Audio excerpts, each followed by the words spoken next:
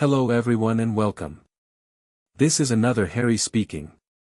We have handpicked a wonderful story for today. What if Wednesday used dark magic to find Harry being tortured and adopted him as her apprentice? New videos drop regularly, so subscribe and hit the bell to stay updated. And don't forget to like if you enjoy the story. Shall we begin? Here goes. Chapter 1. Blood calls to darkness. The basement of Wednesday Addams' Victorian manor hummed with energy that didn't belong to the mortal realm. Candles guttered in a breeze that wasn't there, their flames casting elongated shadows across stone walls etched with symbols no university would teach. Almost midnight, Wednesday muttered, checking the ornate pocket watch that had once belonged to her great-grandmother. She tucked a stray lock of black hair behind her ear, her pale skin almost luminescent in the darkness. At 25, Wednesday had outgrown her childhood braids but not her fascination with death and darkness. Her slender frame moved with deliberate grace as she completed the final preparations for her ritual.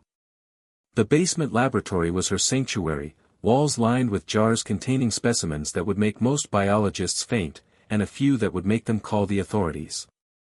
She picked up an ancient dagger, its blade glinting hungrily in the candlelight. Without hesitation, she drew it across her palm. Blood welled instantly, dark and thick. "Blood of my blood," she intoned, letting the crimson drops fall into a silver bowl. "Find one who suffers. Find one with power. Find one worthy of the darkness I offer." The blood sizzled against the metal, releasing curling wisps of smoke that twisted into impossible shapes.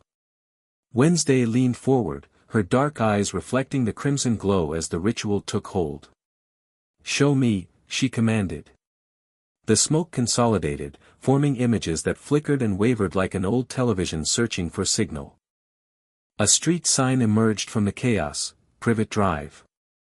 A house materialized, number 4. And finally, a cupboard under the stairs. Wednesday's eyes narrowed as she saw what was happening within that cramped space. A small boy with unruly black hair, no older than 10, curled into himself.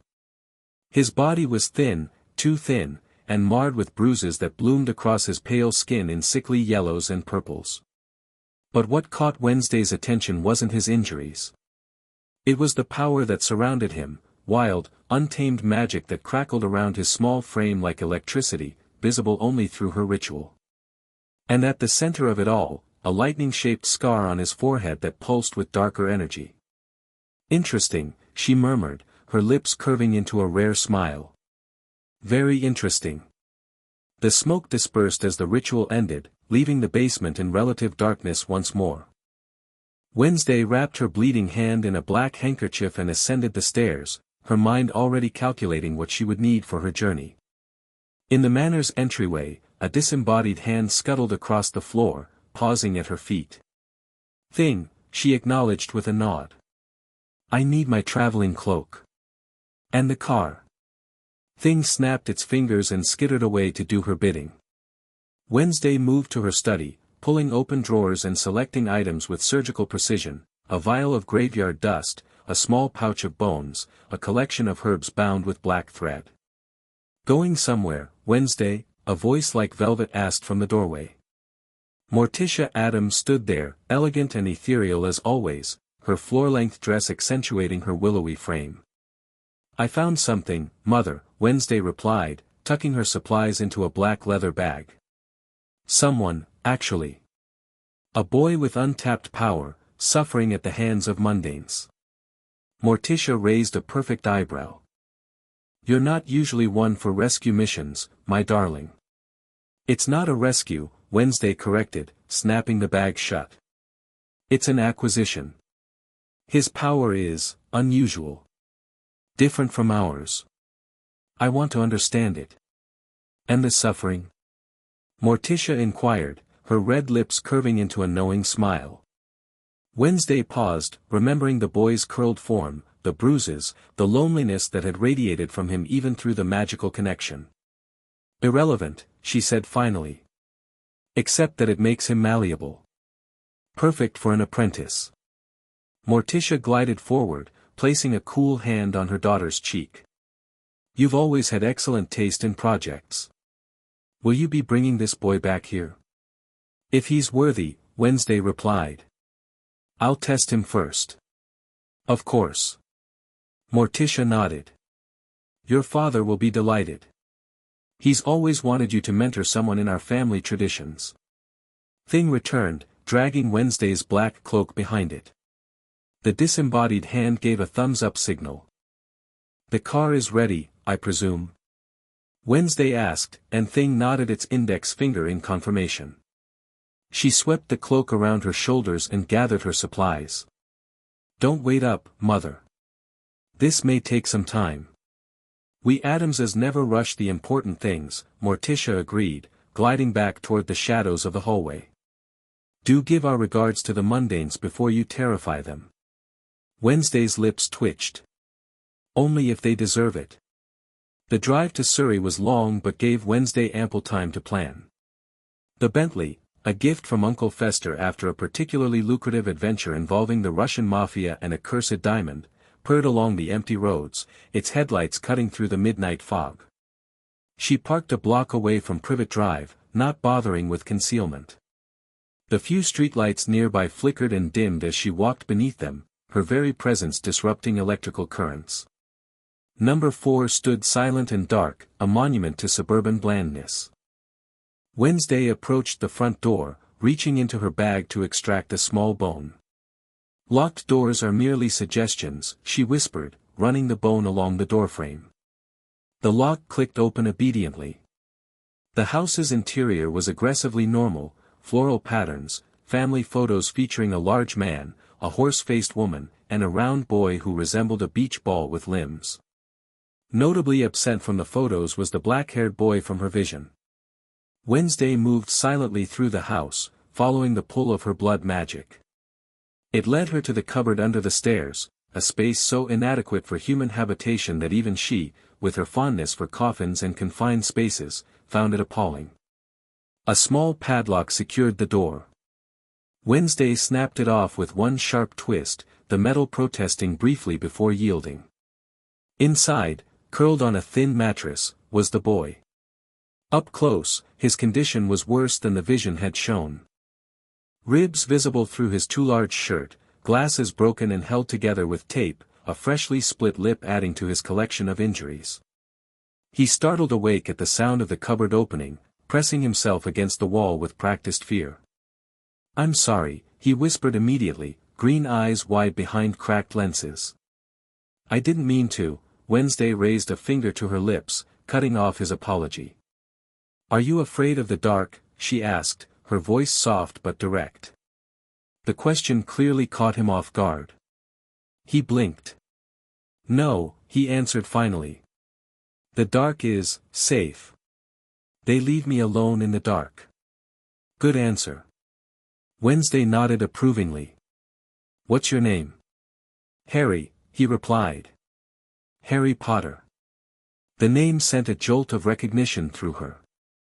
Wednesday had encountered mentions of a Potter in some of her more obscure magical texts, something about a prophecy and a Dark Lord. The pieces clicked into place, the strange scar, the unusual magic, the famous name. Well, Harry Potter, she said, how would you like to leave this place? Permanently. Hope and suspicion warred on his face. Who are you? Wednesday Addams. I practice what most would call dark magic, though such labels are tediously simplistic. She extended her hand. I'm offering you apprenticeship. Training. Power. And most immediately, escape from this. She glanced around the cupboard with distaste, accommodation. Harry stared at her hand, not taking it. Why me? Because you have potential.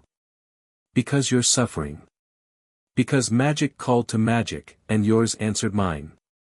Wednesday withdrew her hand. But I don't beg, Harry Potter. Either come with me now, or I'll leave you to your mundane tormentors. A thump from upstairs broke the moment, someone heavy rolling over in bed. Harry tensed, fear flashing across his features. They'll wake up soon, he whispered. Let them, Wednesday replied coldly. I'd be happy to introduce myself. Harry shook his head frantically. No. Uncle Vernon gets really angry if, he stopped, suddenly seeming to realize what she was offering. You really want me to come with you? Forever. Until either you prove unworthy or I tire of teaching you, Wednesday clarified. But yes, away from here. Permanently. Harry took a deep breath, then nodded. What do I need to bring? Nothing from this place is worth keeping, Wednesday replied. Though if you have anything of sentimental value, now's the time. Harry reached under the thin mattress and pulled out a small toy soldier with one arm missing, his only possession that had survived Dudley's destructive tendencies. That's it? Wednesday asked, raising an eyebrow. Harry nodded, clutching the toy soldier like a talisman. Then we're leaving. She stepped back, allowing him to crawl out of the cupboard. Standing up, Harry was even smaller than she'd expected, the oversized clothes hanging off his frame like sails on a ship without wind. They had almost reached the front door when the lights flicked on. Boy! What do you think you're doing? A voice like a foghorn blasted from the staircase. Vernon Dursley stood there in striped pajamas, his face already turning purple with rage. Who is this woman? What are you? His words died as Wednesday turned to face him. Something in her expression made his anger falter, primitive survival instincts finally kicking in to recognize a predator. Mr. Dursley, Wednesday said softly, her quiet tone somehow more terrifying than his shouting. How fortunate. I was hoping to meet you before we left. Left? He's not going anywhere. Vernon blustered, though he remained rooted to the staircase. Now see here. Wednesday reached into her bag and removed a small cloth doll. It was crude, made of burlap and stuffed with herbs, with a single strand of Harry's hair, plucked while he wasn't looking, woven into its center. Do you know what this is, Mr. Dursley? She asked conversationally, holding up the doll. Vernon's eyes bulged. I don't believe in any of that nonsense. Those freakish. Wednesday pinched the doll's leg. Vernon yelped, grabbing his calf as pain shot through it. Belief is irrelevant to reality, she said, watching him with clinical interest. Much like your opinion on this matter. Vernon. What's happening? Petunia appeared behind her husband, her bony frame wrapped in a floral nightgown. Her eyes widened when she saw Wednesday. You're one of them. One of what, exactly? Wednesday asked, genuinely curious. Which? Petunia spat, as if the word itself was contaminated. Wednesday smiled, an expression that contained no warmth. Oh, I'm much worse than whatever you're imagining. She turned to Harry, who was watching the exchange with wide eyes. Is there anything you'd like to say to your relatives before we depart? This will be your last opportunity. Harry looked at the Dursleys, his tormentors for as long as he could remember. The fear in their eyes was new and strangely unsatisfying. He shook his head. No, he said quietly. Nothing. Very well. Wednesday tucked the doll back into her bag. Mr. and Mrs. Dursley, consider yourselves fortunate. Harry has shown you mercy. She leaned forward slightly, her voice dropping to a whisper. I would not have been so kind.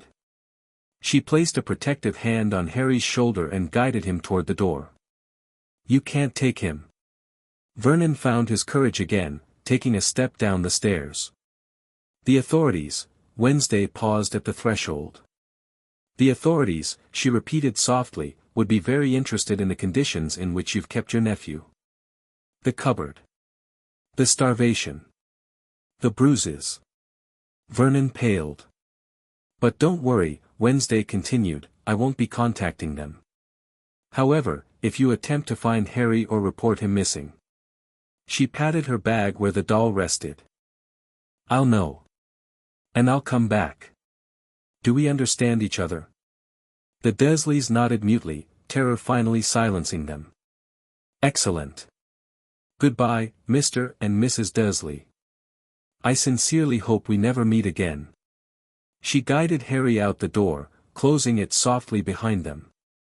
They walked in silence to the waiting Bentley. Harry kept throwing glances back at the house, as if expecting the Dursleys to come charging after them or for the whole night to dissolve like a dream.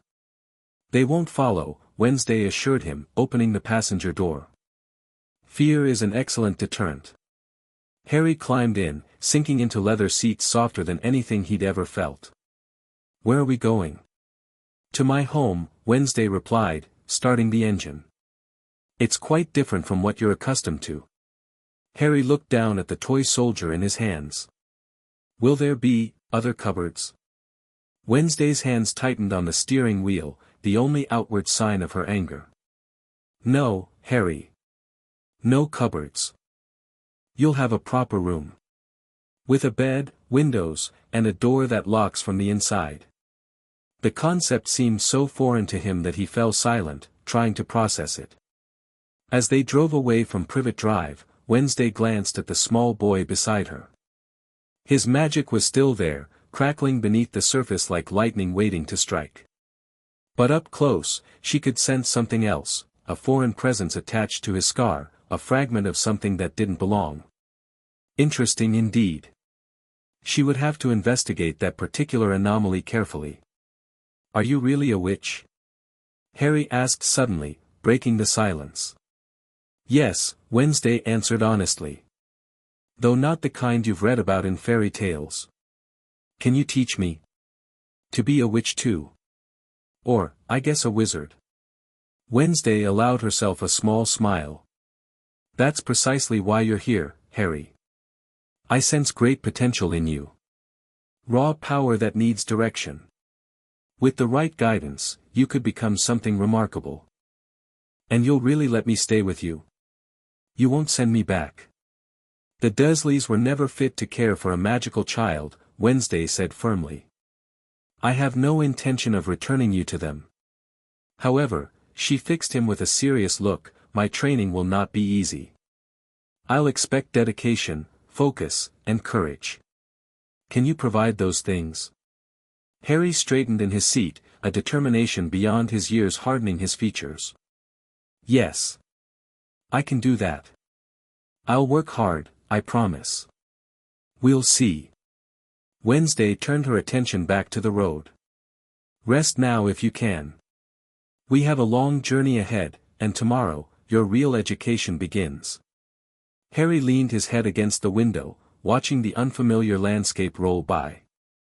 For the first time in his memory, he felt something close to hope.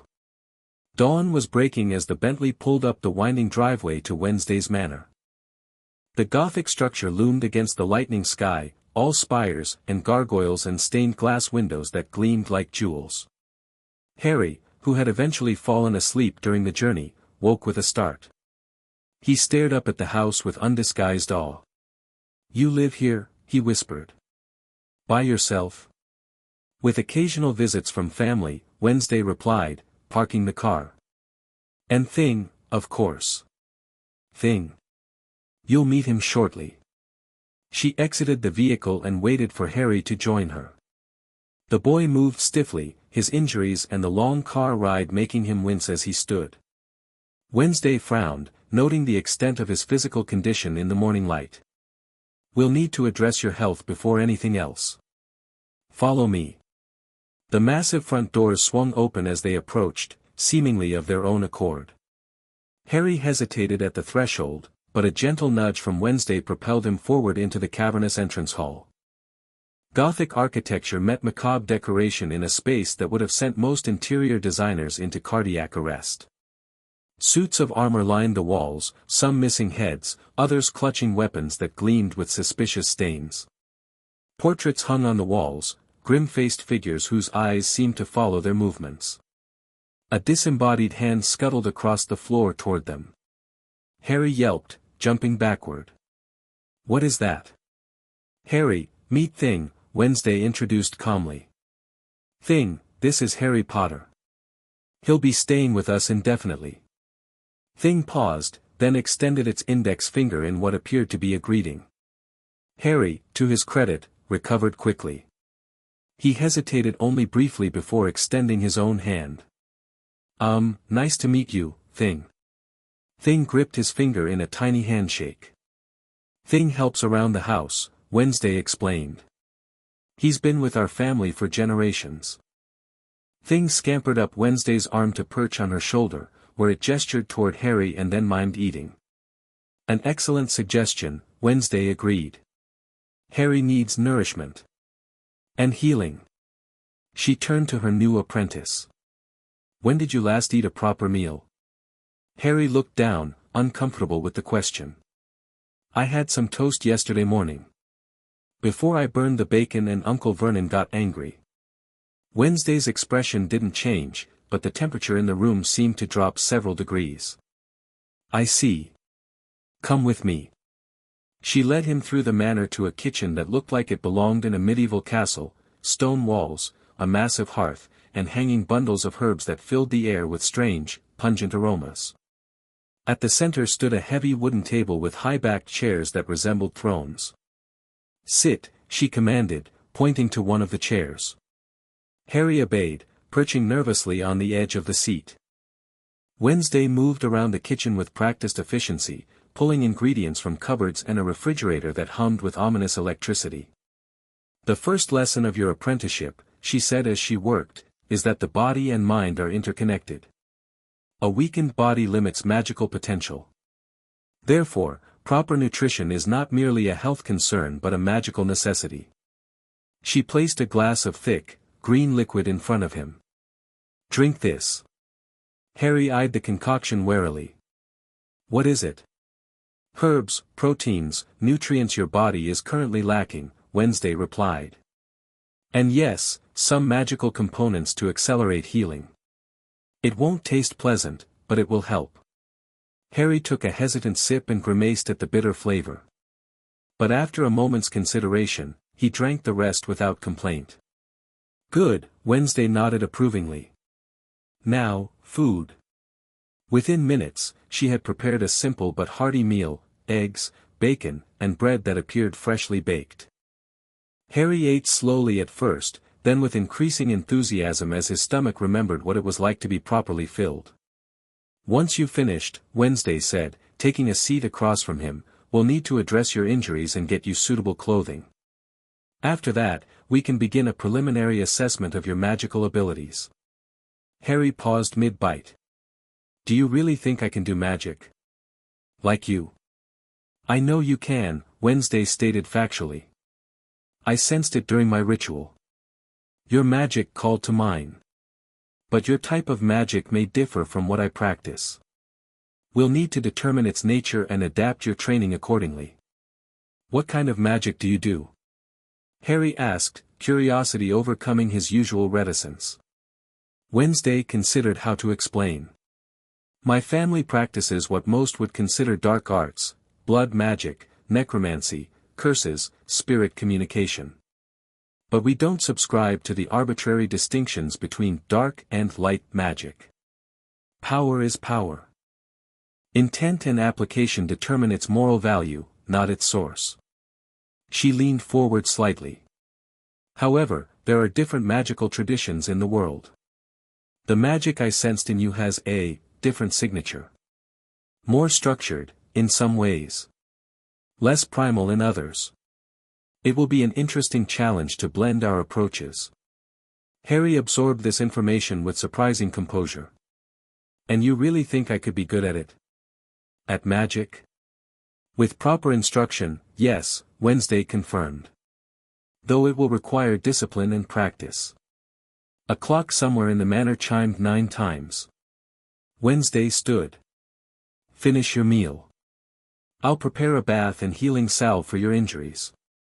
Then we'll begin. She left the kitchen, leaving Harry to complete his breakfast in the strange surroundings. Thing remained, perched on the table's edge, occasionally giving him a thumbs up when he continued eating. By the time Wednesday returned, Harry had cleaned his plate entirely and was cautiously conversing with Thing, who seemed to be teaching him a rudimentary form of hand gesture communication. Your bath is ready, Wednesday announced. Thing will show you to the bathroom and provide fresh clothes. They'll be too large, but we'll obtain proper attire for you soon. Thing hopped down and beckoned for Harry to follow. The boy stood, then hesitated. "Thank you," he said quietly. "For the food. And for taking me away from there." Wednesday regarded him with her usual inscrutable expression. "Don't thank me yet, Harry Potter. My methods aren't gentle, and the path ahead won't be easy. Reserve your gratitude until you've experienced a full day under my tutelage." Despite her warning, Harry's lips curved into a tentative smile before he followed Thing from the room. Wednesday watched him go, mentally cataloging everything that would need to be done.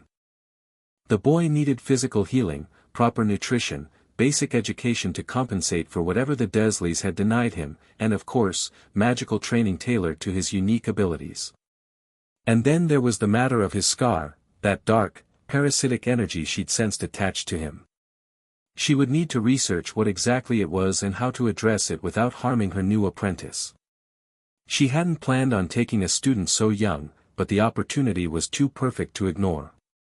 Raw power, a malleable mind, and no attachments to the conventional wizarding world that might conflict with her teachings. Yes, Harry Potter would make an excellent apprentice. And perhaps, in time, a formidable ally. When Harry returned to the kitchen an hour later, the transformation was remarkable. The hot bath had brought color to his cheeks, and Wednesday's healing salve had already begun to fade the worst of his bruises. The borrowed clothes, a black button-up shirt and trousers that had been hastily altered to somewhat fit his small frame, gave him a distinctly Addams-like appearance. "Better," Wednesday assessed. "Now we can begin your evaluation." She led him to a different part of the manor, a circular room with windows that stretched from floor to ceiling, offering views of the overgrown gardens outside. The center of the room was empty except for a chalk circle drawn on the wooden floor. "Stand in the circle," Wednesday instructed, moving to a cabinet against the wall. Harry obeyed, carefully placing his feet within the chalk lines. "What are we doing?" "Assessing your natural magical affinities," Wednesday replied, returning with a wooden box. She opened it to reveal an assortment of objects: a candle, a small bowl of water, a handful of earth, a feather, a piece of dark crystal, a small animal bone, and a silver coin. She placed these items at various points around the outside of the circle. "Close your eyes, Harry. Clear your mind as much as possible. Then simply feel. Tell me if you sense any connection to the objects I've placed around you." Harry closed his eyes, his small face scrunching in concentration. For several minutes, nothing happened. Then, slowly, his breathing deepened, and his expression relaxed. "The candle," he murmured. "It feels warm. Like it's calling to me." Wednesday observed closely as the candle's wick suddenly ignited, a small flame dancing to life without anyone touching it. "Interesting. Fire affinity was relatively rare." "Anything else?" she prompted. Harry's brow furrowed. "The crystal, maybe. It feels dark but not scary. Like a shadow that's protecting something. Even more interesting. Dual affinity for fire and shadow work was an unusual combination." "Open your eyes, Harry." He did, blinking in surprise at the lit candle. "Did I do that?" "Yes," Wednesday confirmed. "Without training or conscious intent. That's quite impressive." Harry stared at the flame with wonder. "I didn't even know what I was doing." "That's the point of natural affinity," Wednesday explained. "It requires no instruction. Your magic instinctively reaches for certain elements or energies." She gestured to the candle and crystal. "You appear to have strong connections to fire and shadow, opposing forces that create balance when properly harnessed." She collected the items, returning them to their box. "This gives us a starting point for your training. We'll begin with basic energy manipulation, focusing on these natural affinities." Wednesday moved to stand in front of Harry, holding out her hands palm up. "Place your hands on mine." Harry hesitated only briefly before complying. His small hands looked even tinier against Wednesday's pale palms. "Close your eyes again," she instructed. This time, I want you to focus on the space between our hands. Imagine energy flowing from you to me and back again. A circuit, a connection. Harry's eyes shut, his face once again taking on that look of intense concentration. Wednesday felt it almost immediately, a current of raw, untamed magic reaching out from the boy. It was different from her own power, more structured yet somehow wilder at its core. And beneath it all, that strange, dark energy centered around his scar, watching like a parasitic observer.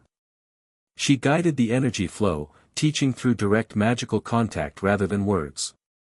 After several minutes, she felt Harry's magic respond, clumsily at first and then with increasing confidence. "Good," she said finally, breaking the connection. "You have strong magical reserves for one so young. With practice, you'll learn to access and direct that power at will." Harry opened his eyes, looking simultaneously exhausted and exhilarated. That felt amazing.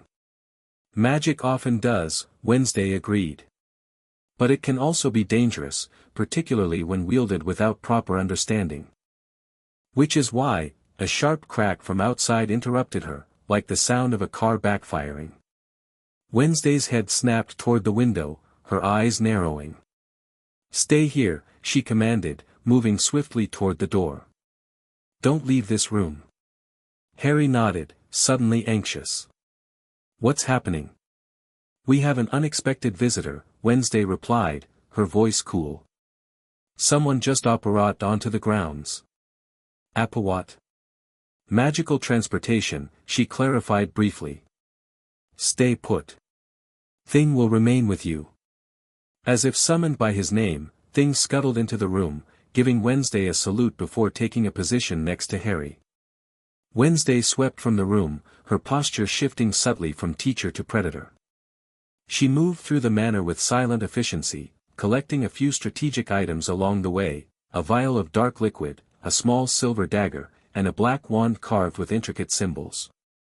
By the time she reached the front door, the visitor was already approaching the house, a tall, thin man with sallow skin and shoulder-length black hair. He wore flowing black robes that billowed around him despite the lack of wind. Wednesday stepped onto the porch, blocking his path. "You're trespassing," she stated flatly, her hand casually resting on the dagger at her waist.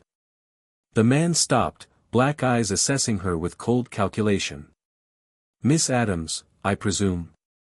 "You have me at a disadvantage," Wednesday replied, not confirming or denying.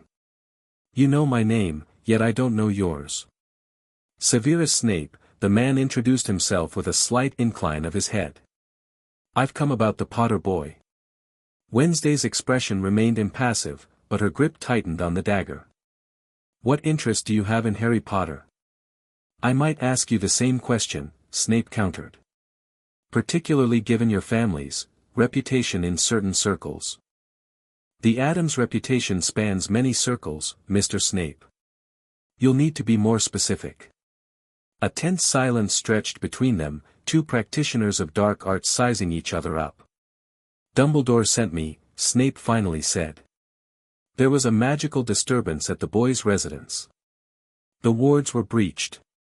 Wednesday raised an eyebrow. "Wards? Around that deplorable household? How interesting that they didn't prevent the abuse happening within." Snape's expression flickered briefly. The wards were designed to protect against external magical threats, not domestic matters. "A significant oversight," Wednesday remarked coldly.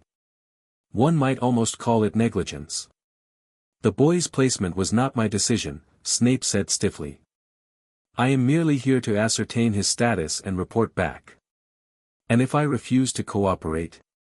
Snape's hand moved slightly toward what Wednesday presumed was a concealed wand. "That would be unwise." Wednesday smiled, the expression containing no warmth. "Mr. Snape, you stand on Addams' property. The very ground beneath your feet has been soaked in blood sacrifices for generations. The house itself is sentient in ways you couldn't comprehend. And you're threatening me?" As if responding to her words, the gargoyles adorning the manor's facade shifted slightly, stone eyes focusing on the visitor. Snape reassessed the situation, his hand moving away from his wand.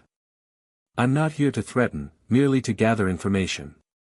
Dumbledore is concerned. Dumbledore, Wednesday repeated, testing the name.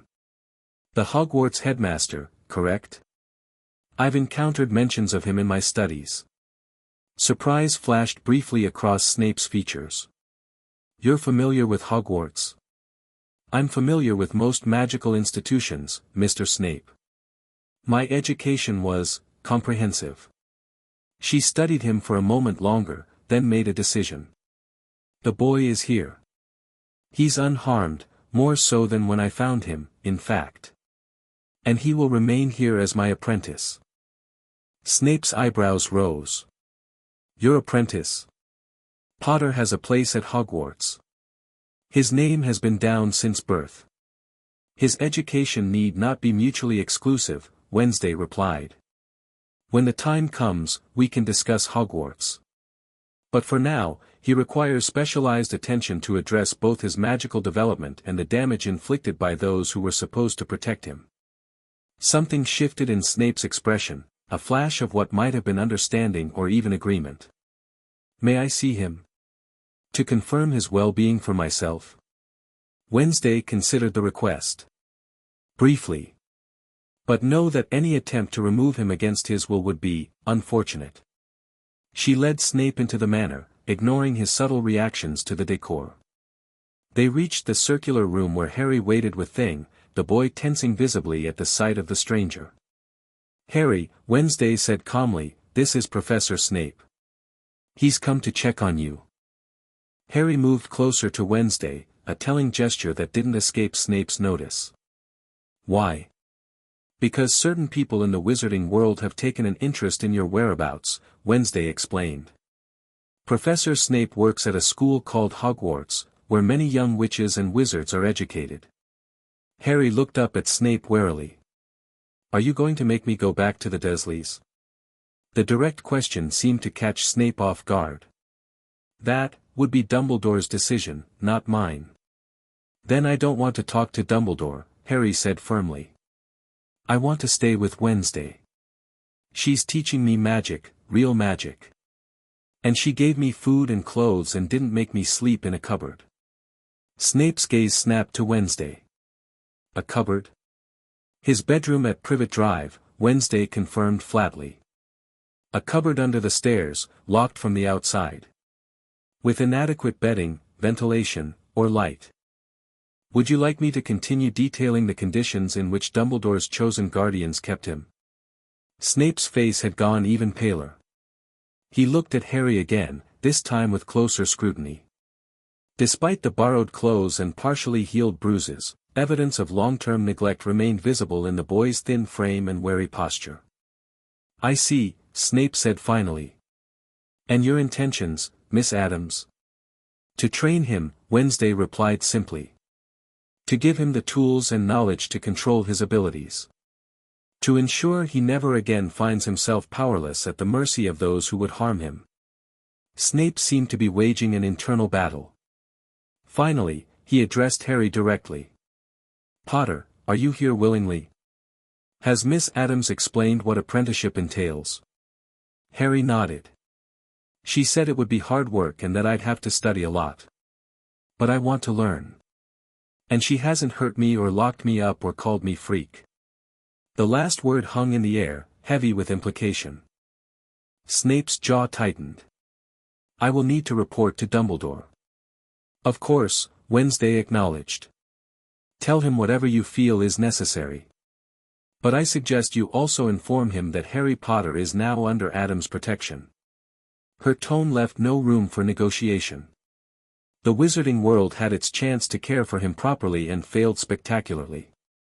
Snape looked between the unlikely pair, the gothic young woman and the small boy who had unconsciously positioned himself slightly behind her, using her as a shield against the unknown. Something unreadable crossed his features. This is unprecedented, he said finally. Most worthwhile things are, Wednesday replied. Will there be anything else, Professor? Snape shook his head slightly. I will return, likely with Dumbledore himself. He will want answers that go beyond what I can provide.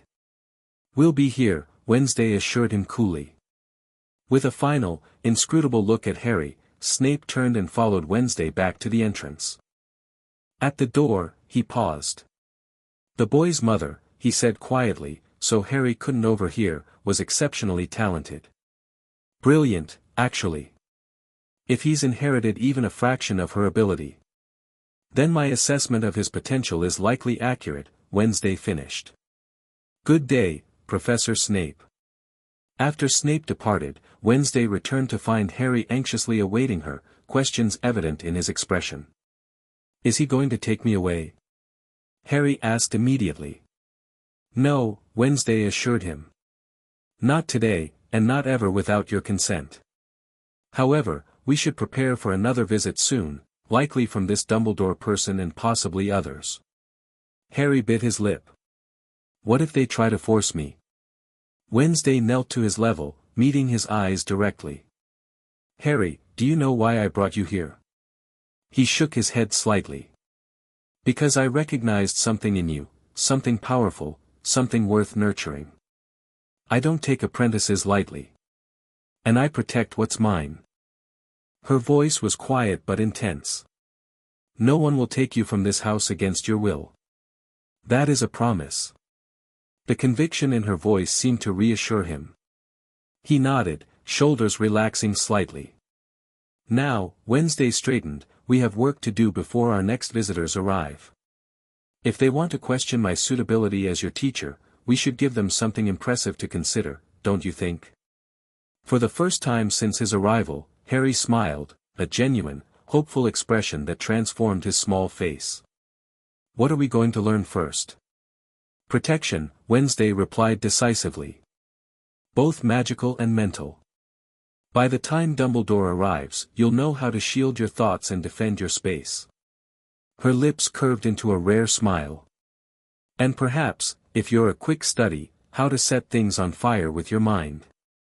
Harry's eyes widened. Really? Fire affinity should be nurtured, Wednesday said practically. Besides, it's always useful to have a distraction available when needed. She gestured for him to follow her deeper into the house, toward the library where ancient tomes of magical knowledge awaited. Lesson 2, Wednesday announced as they walked, begins now. Behind them, Thing gave Harry an encouraging thumbs up. The boy squared his shoulders and followed his new mentor, leaving behind the last remnants of his old life with each step. In the shadows of the manor, something shifted, a presence watching with interest as the unlikely pair disappeared down the corridor. The house itself seemed to settle around them, protective and aware, as if recognizing that a new chapter had begun within its ancient walls. And in the distance, storm clouds gathered on the horizon, a fitting backdrop for the first day of Harry Potter's apprenticeship under Wednesday Addams. Chapter 2, Shadows and Spellcraft. Focus, Harry. Feel the darkness inside you. Let it rise to the surface. Harry stood in the center of Wednesday's basement laboratory, eyes closed, hands extended. 6 months had transformed him from the scrawny, frightened boy of Privet Drive into something different. Still small for his age, but no longer malnourished. His black hair fell past his ears now, untamed as ever but with purpose rather than neglect. The lightning scar on his forehead seemed more pronounced against skin that had taken on the pale cast common to residents of the Addams manor. I can feel it, Harry murmured, like cold water running through my veins. Good. Wednesday circled him, her own magic reaching out to guide his. Now shape it. Give it form. Harry's face tightened with concentration. Shadows from around the room began to move, detaching from the objects casting them, slithering across the floor toward the boy like liquid darkness. Control, Wednesday reminded him. Intent without emotion. The shadows paused, then rose from the floor, twisting into a vaguely humanoid shape in front of Harry. It wasn't solid, more like a three-dimensional silhouette, but it held its form, awaiting command. Harry opened his eyes, green irises bright against the laboratory's gloom. He grinned at his creation. I did it. The shadow figure immediately dissolved, darkness returning to its natural places around the room. "You lost focus," Wednesday observed, but there was no criticism in her tone. "Still, significant improvement. Your connection to shadow magic is strengthening." Harry nodded, not discouraged. "I held it longer this time. And it actually looked like something." "Progress," Wednesday agreed. "Though I suspect your natural inclination toward fire magic remains stronger." She glanced at the workbench where several scorched spots testified to Harry's more spectacular successes with flame manipulation. "Can we try that next?" Harry asked eagerly. "I've been practicing that ignition technique." A loud explosion from upstairs interrupted him, followed by maniacal laughter that echoed through the manor. "Uncle Fester's here." Harry's face lit up. Wednesday checked the ornate clock on the wall. "They're early." The family gathering wasn't scheduled until this evening. She'd been preparing for this reunion for days, though she'd never admit to feeling any apprehension about her family meeting her apprentice in an official capacity. The Addamses had certainly heard about Harry over the past 6 months, and a few had briefly encountered him during short visits, but this would be different, a formal introduction of Harry Potter as Wednesday's apprentice and, more significantly, as a member of the household. Harry was already heading for the stairs, excitement overriding his usual caution. In the 6 months since she'd removed him from Privet Drive, Wednesday had watched the boy gradually shed layers of fear, replacing them with curiosity and a growing confidence in his abilities. He still had nightmares, still flinched at sudden movements sometimes, but those reactions were becoming rarer. "Harry," she called, halting him at the bottom of the stairs. "Remember what we discussed about Addams' family gatherings?" He nodded solemnly. "Don't eat or drink anything unless you approve it first.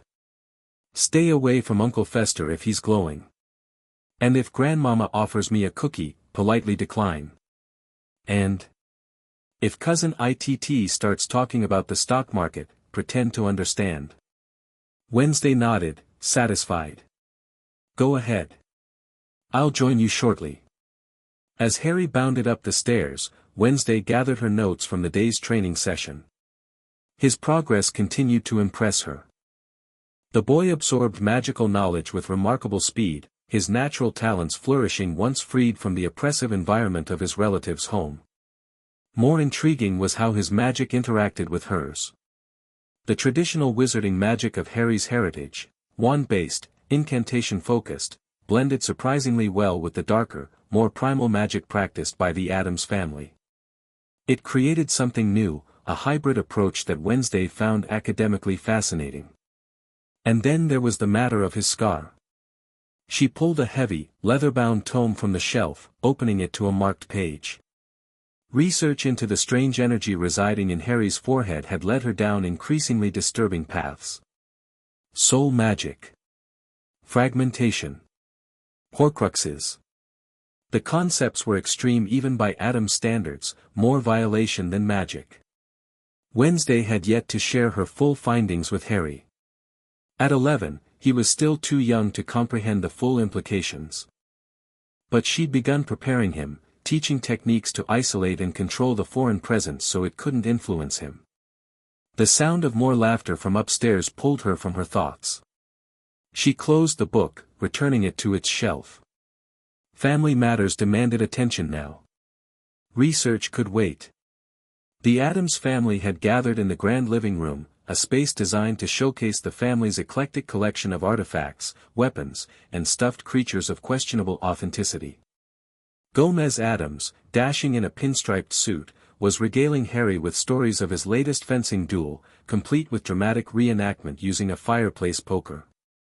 His mustache twitched with enthusiasm as he thrust and parried against an imaginary opponent. And then, my boy, just as he thought he had me cornered, Gomez spun with surprising agility for a man his age, I executed a perfect Addams riposte. Passed my blade right through his guard and stopped just short of his heart. Did you kill him?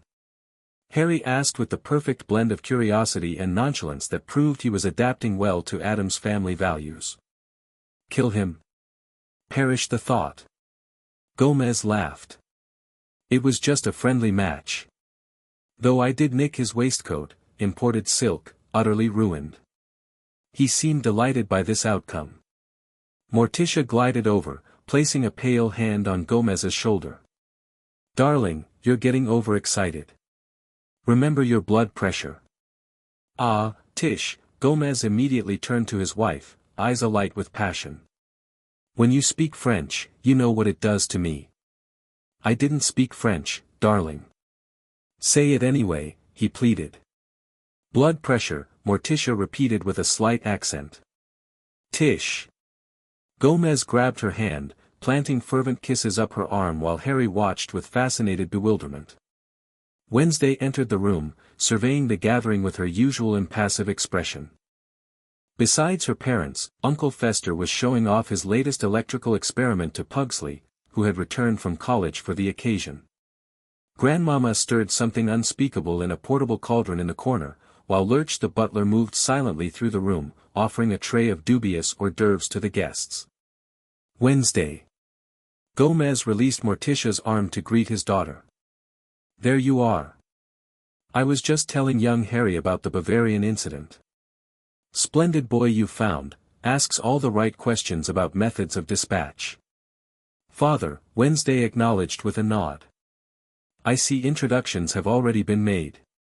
Oh yes, Morticia confirmed, gliding over to join them.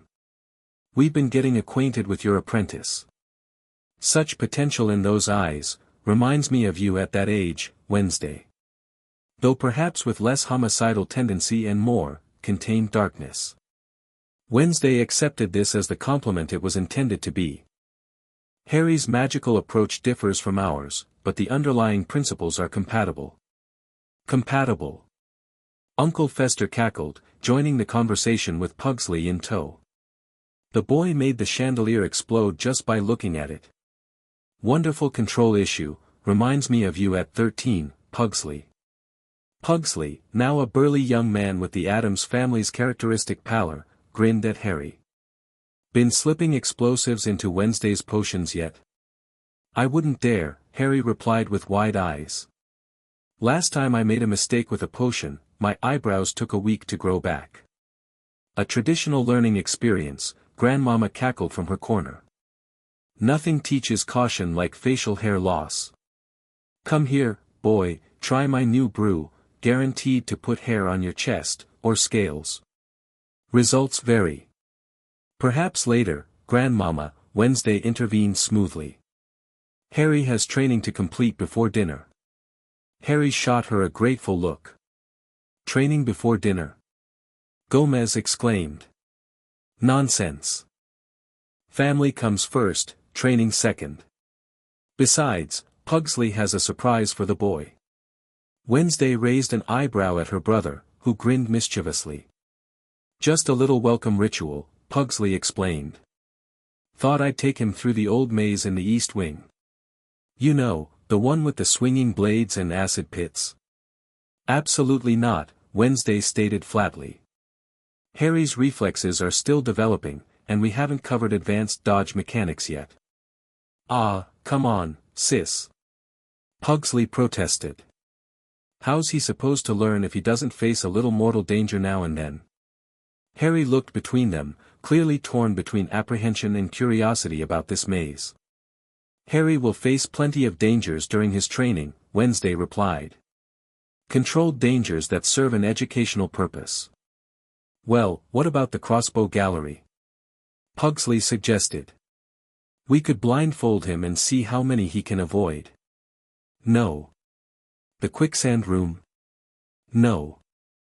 The Pugsley, Wednesday cut him off, perhaps you've forgotten that Harry isn't technically an Addams. His magical abilities are impressive, but his physical resilience doesn't match our family's natural constitution. Harry frowned slightly at this, a reaction Wednesday noted with interest. Oh, pish-posh. Grandmama waved a gnarled hand. Give the boy one of my special tonics and he'll bounce back from anything. I raised your father on bat's milk and grave lichen, and look how he turned out. Gomez beamed, taking this as a compliment. Strongest man in the county. Once wrestled an alligator with one hand while playing chess with the other. Did you win? Harry asked. The chess match? Stalemate. The alligator? New pair of shoes. Gomez laughed, slapping his knee. Wednesday observed Harry's integration with her family with concealed satisfaction. Despite his unconventional background, or perhaps because of it, he seemed to adapt well to the Addams macabre humor and casual references to lethal activities. I have a suggestion, Morticia intervened smoothly. Why doesn't Harry demonstrate what he's learned these past months? I'm sure we'd all be fascinated to see his progress. Wednesday considered this. A controlled demonstration would satisfy her family's curiosity while allowing Harry to showcase his growing abilities in a safe environment. An excellent idea, Mother, she conceded. Harry, would you be comfortable showing the family your shadow and fire work? Harry nodded eagerly. The shadow puppets? If you wish. The family gathered in a loose semicircle as Harry took position in the center of the room. Wednesday noted his posture, feet properly spaced, shoulders relaxed, hands loose at his sides, all details she drilled into him during their training sessions. First, I need darkness, Harry announced with newfound confidence. Things scuttled across the room, extinguishing most of the candles and gas lamps until the space was dimly lit, shadows gathering in the corners. Harry closed his eyes, extending his hands as Wednesday had taught him. The room grew colder as he called to the shadows, drawing them toward him with a gentle pulling motion. Magnificent, Morticia whispered as darkness pooled at the boy's feet, swirling like liquid night. With movements that had become increasingly fluid through practice, Harry shaped the shadows, sending them dancing across the walls. Dark silhouettes formed, a wolf prowling, a raven in flight, a snake coiling and striking. Look at that control! Gomez exclaimed. The boy's a natural. The shadow figures grew more complex, interacting with each other in a macabre ballet. The wolf hunted the raven, the snake struck at the wolf, the raven descended on the snake. Then, with a flick of his wrists, Harry dispersed the shadows and opened his eyes. And now for fire. He focused on the extinguished candelabra in the center of the room. Wednesday watched his technique carefully. They'd worked for months on controlled ignition, after a few early incidents that had nearly set the east wing ablaze. Harry extended one hand, fingers splayed toward the candles. His brow furrowed slightly, and green eyes narrowed in concentration. One by one, the candle wicks ignited, flames dancing to life in the exact order of the spiral pattern they had practiced. But Harry didn't stop there. The flames grew, stretching upward, then detached from their wicks entirely, floating into the air. Is this part of the demonstration? Wednesday asked quietly, noting he was attempting a technique they'd only begun to explore. Harry nodded minutely, his focus unwavering. The floating flames began to move, orbiting around him like tiny planets around a sun. Then, with a gesture that was pure Harry, improvised but effective, he sent the flames outward in a controlled spiral, where they hovered at different heights around the room, creating a three-dimensional constellation of fire. Magnificent! Gomez applauded enthusiastically. Such control for one so young, Morticia added approvingly. Uncle Fester cackled with delight. Can you make them explode? Not indoors, Wednesday interjected firmly. Harry, conclude the demonstration. With visible reluctance, Harry guided the flames back to their candles, each settling onto its wick with perfect precision. He lowered his hands and gave a small, satisfied smile. Did I do okay? He asked Wednesday quietly as the family erupted in applause and exclamations. Your control has improved significantly, she acknowledged. Though the floating fire was beyond your current training parameters. I practiced when you were researching in the library, Harry admitted. Thing helped make sure I didn't burn anything important. Thing, perched on a nearby table, gave a thumbs up. Before Wednesday could respond, Pugsley approached, clapping Harry on the shoulder with enough force to make the smaller boy stumble. Not bad, kid. Fire control is useful. I nearly burned down my dormitory 3 times before I got it right. He grinned mischievously. Want to see what happens when you combine fire with my special powder? Another time, perhaps, Wednesday intervened. Harry has more to demonstrate. Harry looked at her in surprise. I do. Your defensive capabilities, she clarified. Pugsley, would you assist? Her brother's eyes lit up. Attack the kid? Gladly. Non-lethal attacks only, Wednesday specified. Harry needs practice against unpredictable opponents. Harry looked suddenly apprehensive as Pugsley rolled up his sleeves, revealing muscular arms covered in an impressive array of scars and burn marks. Wednesday, Harry whispered urgently, we've only practiced defensive spells with you, and you always tell me what's coming. Adaptation is crucial to survival, she replied calmly. Remember your shield technique and the deflection principles we covered last week. Before Harry could protest further, Pugsley lunged forward, tossing a small object that sizzled ominously. Harry reacted instinctively, throwing up his hands. A translucent barrier flickered into existence just as the object, one of Pugsley's homemade smoke bombs, detonated. Black smoke billowed against the shield but couldn't penetrate it. Good reaction time, Wednesday noted approvingly. Pugsley didn't wait for the smoke to clear. He circled around, launching another attack from behind, this time a rubber ball that would deliver a painful but non-lethal electrical shock on contact. Behind you. Uncle Fester called out helpfully. Harry spun, dropping the forward shield and raising another just in time to deflect the projectile. It ricocheted off the magical barrier and shot toward the ceiling, where it bounced among the rafters before falling directly onto Lurch's serving tray with a perfect ping. Watch your energy expenditure, Wednesday advised as Harry maintained the shield. Multiple barriers drain your reserves quickly. Harry nodded, sweat beading on his forehead from the effort. He dropped the rear shield and pivoted to keep Pugsley in view, maintaining a single defensive barrier while conserving strength. Pugsley grinned, clearly enjoying the challenge. Not bad, but let's see how you handle this. He pulled something from his pocket that made even Wednesday raise an eyebrow, a small mechanical device with too many gears and levers for anything benign. Pugsley, she warned, that prototype is untested. Best way to test it, her brother replied cheerfully, activating the device. It whirred to life, sprouting tiny metal appendages that clicked and clacked as it scuttled across the floor toward Harry like a mechanical spider. Harry's eyes widened. What is that?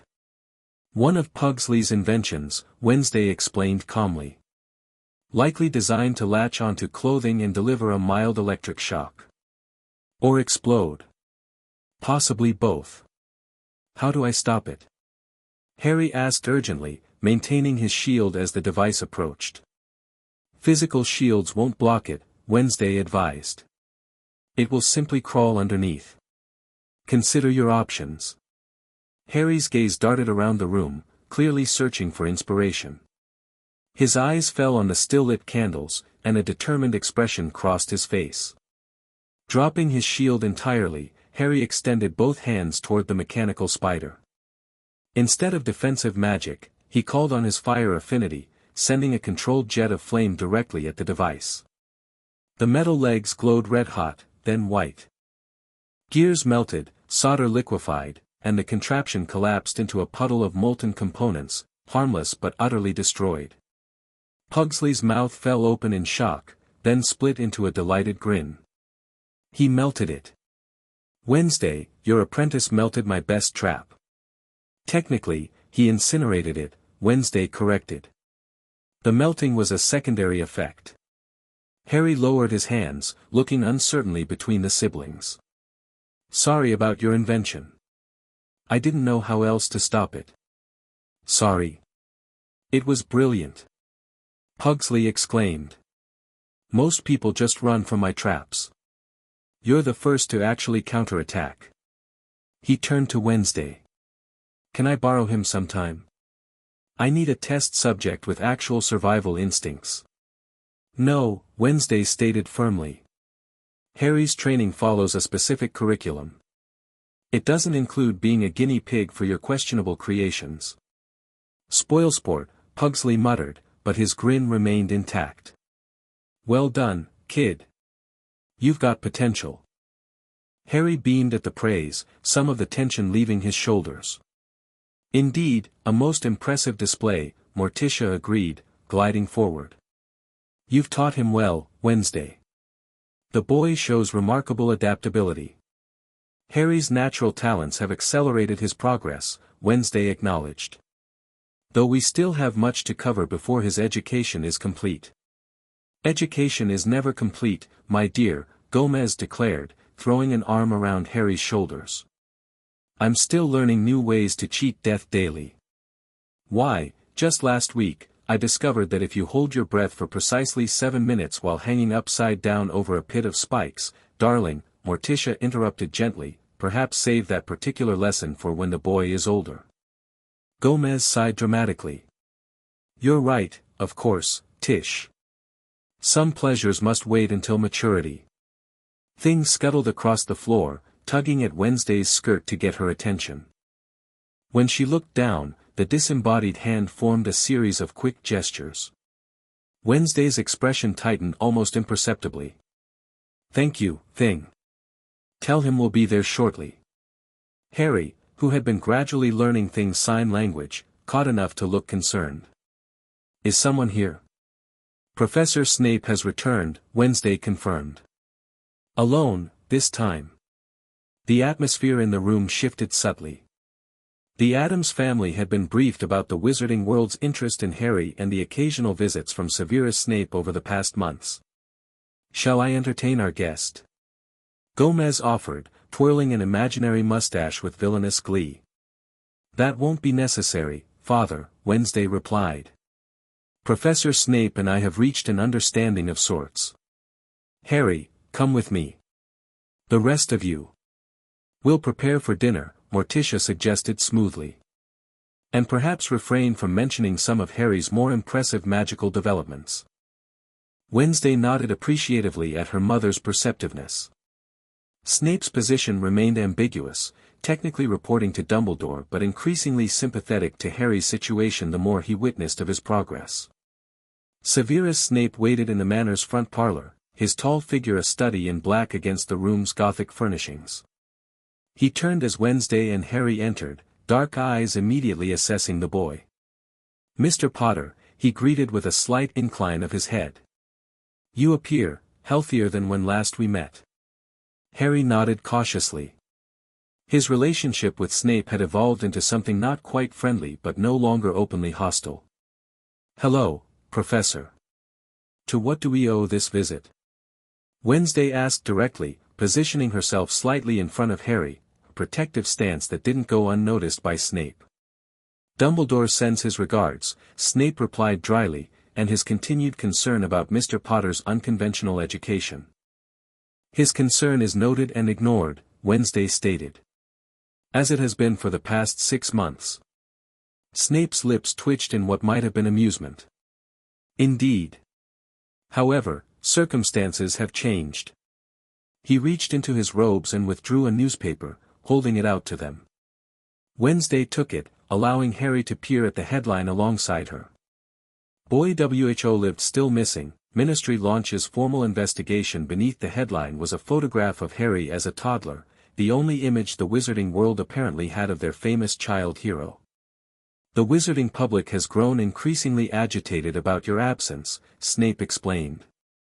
"Theories range from kidnapping to death at the hands of remaining Death Eaters. The Ministry can no longer ignore the public pressure." "And this concerns us how?" Wednesday asked, handing the newspaper back. "It concerns you," Snape replied with exaggerated patience, "because Ministry investigators have resources that Dumbledore has deliberately not utilized in respecting your arrangement. They will be far less diplomatic." Harry looked up at Wednesday, worry evident in his expression. "Will they try to take me away?" "No," Wednesday answered firmly. "Not directly," Snape clarified. "But they could make things extremely uncomfortable for both of you. The Addams family may exist in the shadows of magical society, but you are not entirely beyond reach of magical law." Wednesday considered this information. "What does Dumbledore suggest?" Snape appeared surprised by her willingness to consider the headmaster's input. A compromise. Potter attends Hogwarts as originally intended, but maintains his apprenticeship with you during holidays. He would receive a traditional magical education while continuing your specialized training. And this would satisfy the ministry. It would remove their primary concern, the boys' whereabouts and well-being. Once Potter is seen at Hogwarts, healthy and learning magic, public pressure will dissipate. Wednesday turned to Harry. What are your thoughts? Harry looked startled at being consulted on such an important decision. The Dursleys had never asked his opinion on anything. I'd like to learn more magic, he said cautiously. But I don't want to stop being your apprentice. The two need not be mutually exclusive, Snape observed. Hogwarts provides structured education in foundational magic. Miss Addams offers alternative perspectives. Together, they could provide a uniquely comprehensive magical education. Wednesday studied Snape carefully. You've changed your position since our first meeting, Professor. Initially, you seemed intent on returning Harry to his relatives or, failing that, directly to Dumbledore's care. Snape's expression remained impassive, but something flickered in his dark eyes. I have had 6 months to observe the boy's progress under your tutelage. Whatever my personal feelings about your methods, the results are undeniable. He gestured to Harry, who stood straighter and more confident than the frightened child they'd first discussed. Potter's magical control exceeds what most first-years achieve after months at Hogwarts. His understanding of theoretical principles, while unorthodox, is sound. And physically. Snape's gaze lingered briefly on Harry's healthy appearance. The improvement speaks for itself. Wednesday acknowledged, neither confirming nor denying his assessment. When would this arrangement begin? September 1st, with the new school year, Snape replied. Giving you several more months of exclusive training time. Dumbledore would arrange the necessary documentation and school supplies. I'll consider it, Wednesday said finally. Harry and I will discuss the matter privately. Snape nodded, apparently having expected nothing more definitive. There is one other matter. His tone shifted slightly, becoming more guarded. There have been incidents in the wizarding world.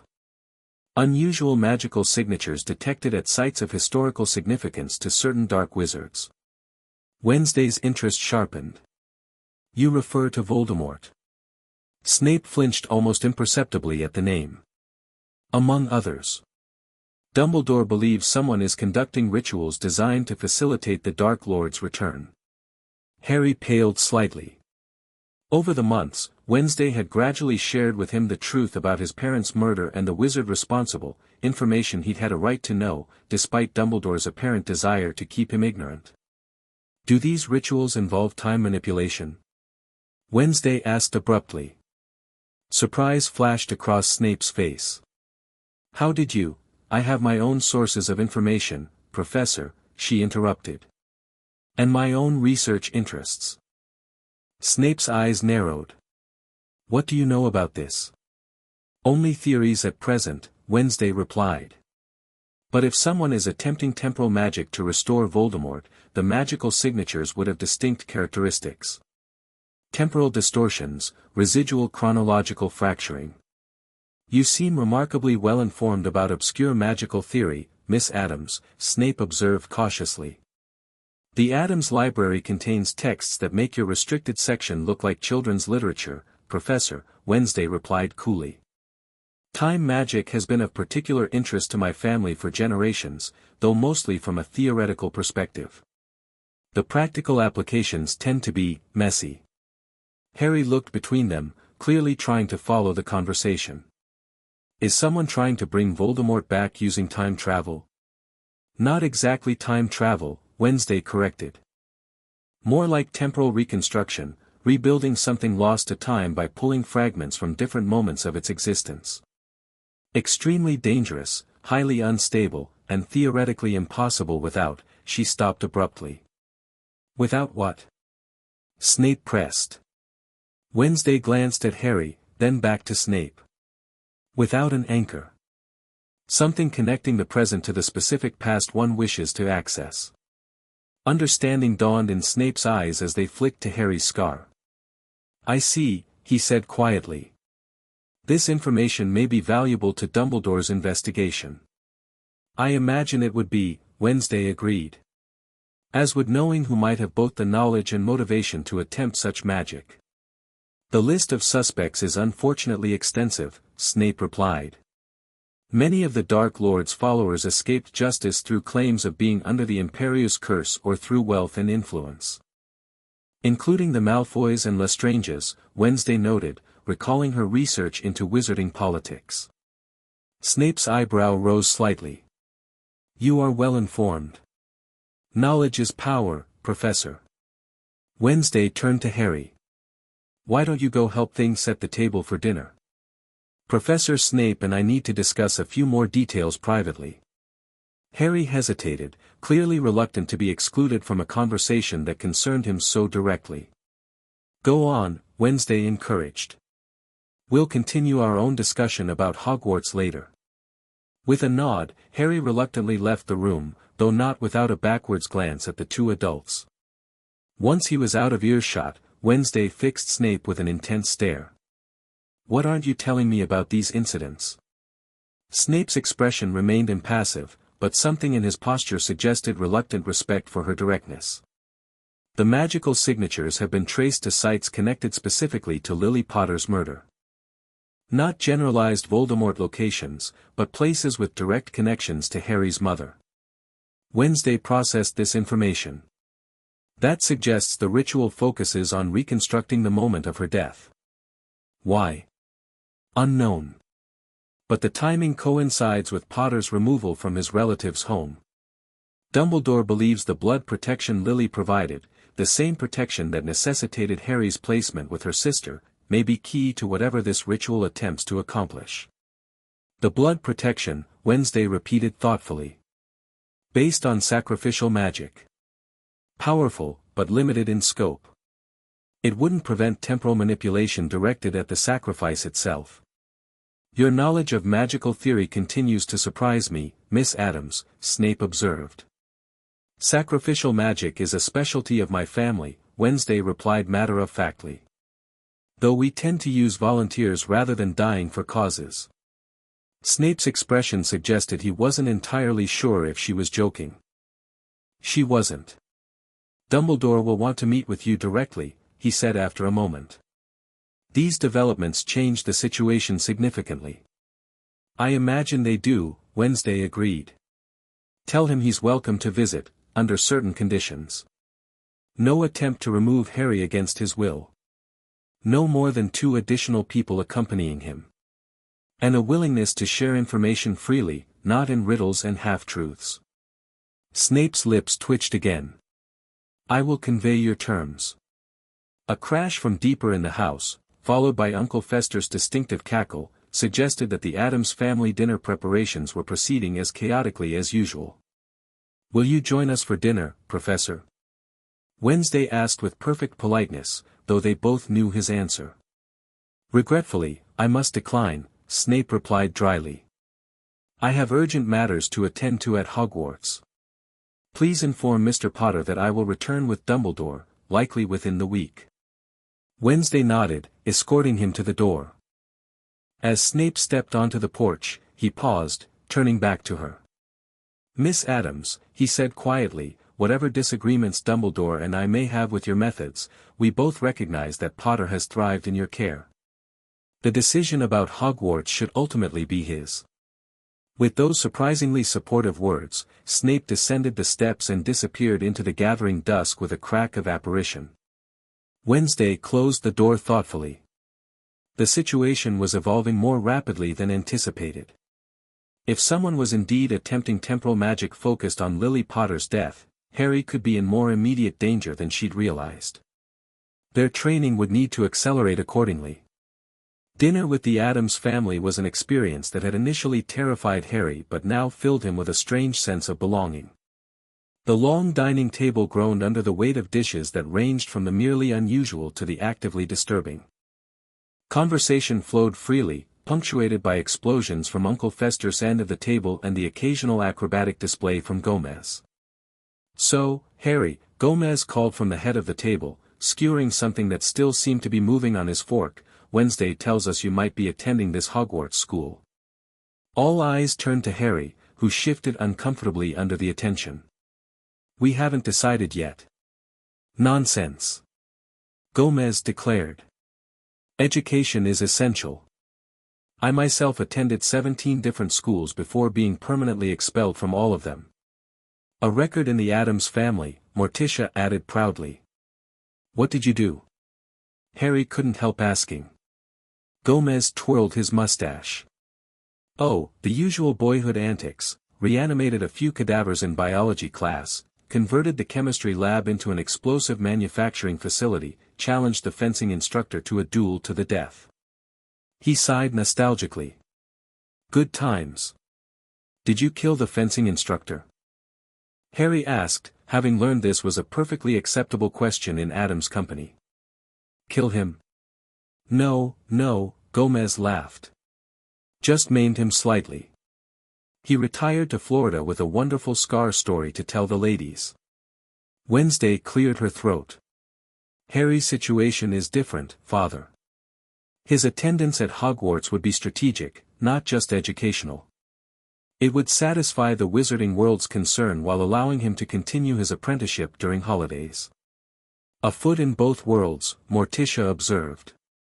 "Very practical, Wednesday. Though I hope this Hogwarts teaches proper dark arts."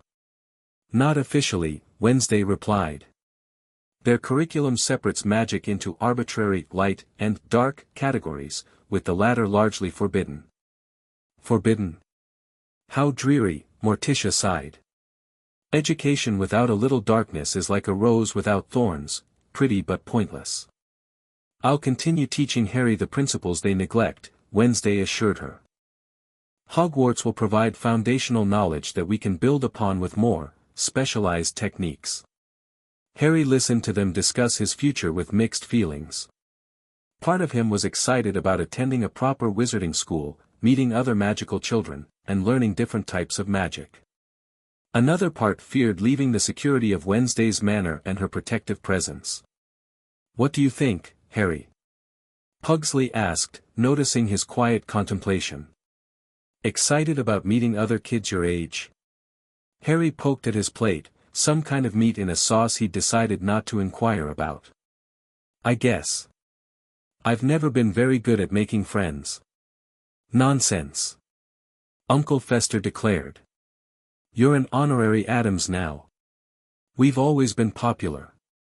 He paused, considering. "Well, feared and avoided, mostly. But that's a form of popularity." "You'll find your people," Pugsley assured him. "I did, eventually.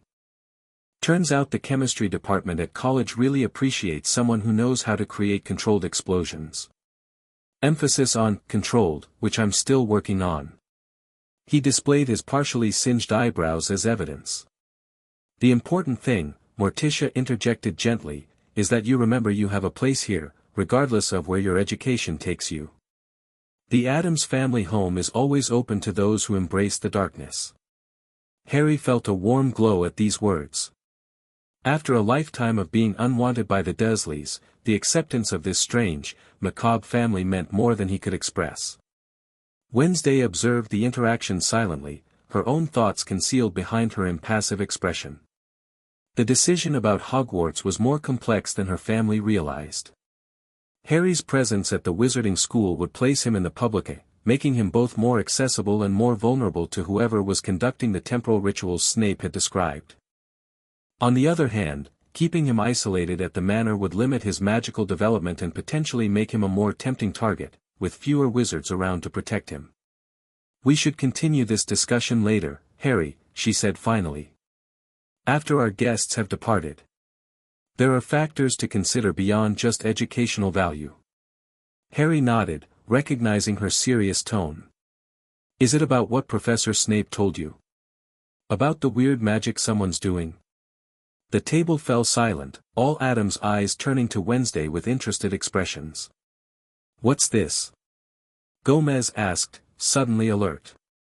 Magical mischief afoot? Wednesday sighed internally. She'd hoped to discuss the matter with Harry privately first, but the Addams family's insatiable curiosity about all things macabre and dangerous made that impossible now. Professor Snape brought news of unusual magical activity, she explained briefly. Someone appears to be conducting rituals at sites connected to Harry's mother's death. The magic involved suggests temporal manipulation. Time magic. Gomez exclaimed, eyes lighting up. Fascinating field. Highly unstable, of course. Tried it myself in 75, or was it 37? Hard to tell afterward. He laughed at his own joke. Wasn't Uncle Forsyth erased from existence after his chronological experiment? Pugsley recalled. Or was that just what we tell the tax authorities? Both, Morticia replied smoothly. Such a shame. He had such wonderful taste in hemlock. Is someone trying to bring Voldemort back? Harry asked directly, cutting through the family banter.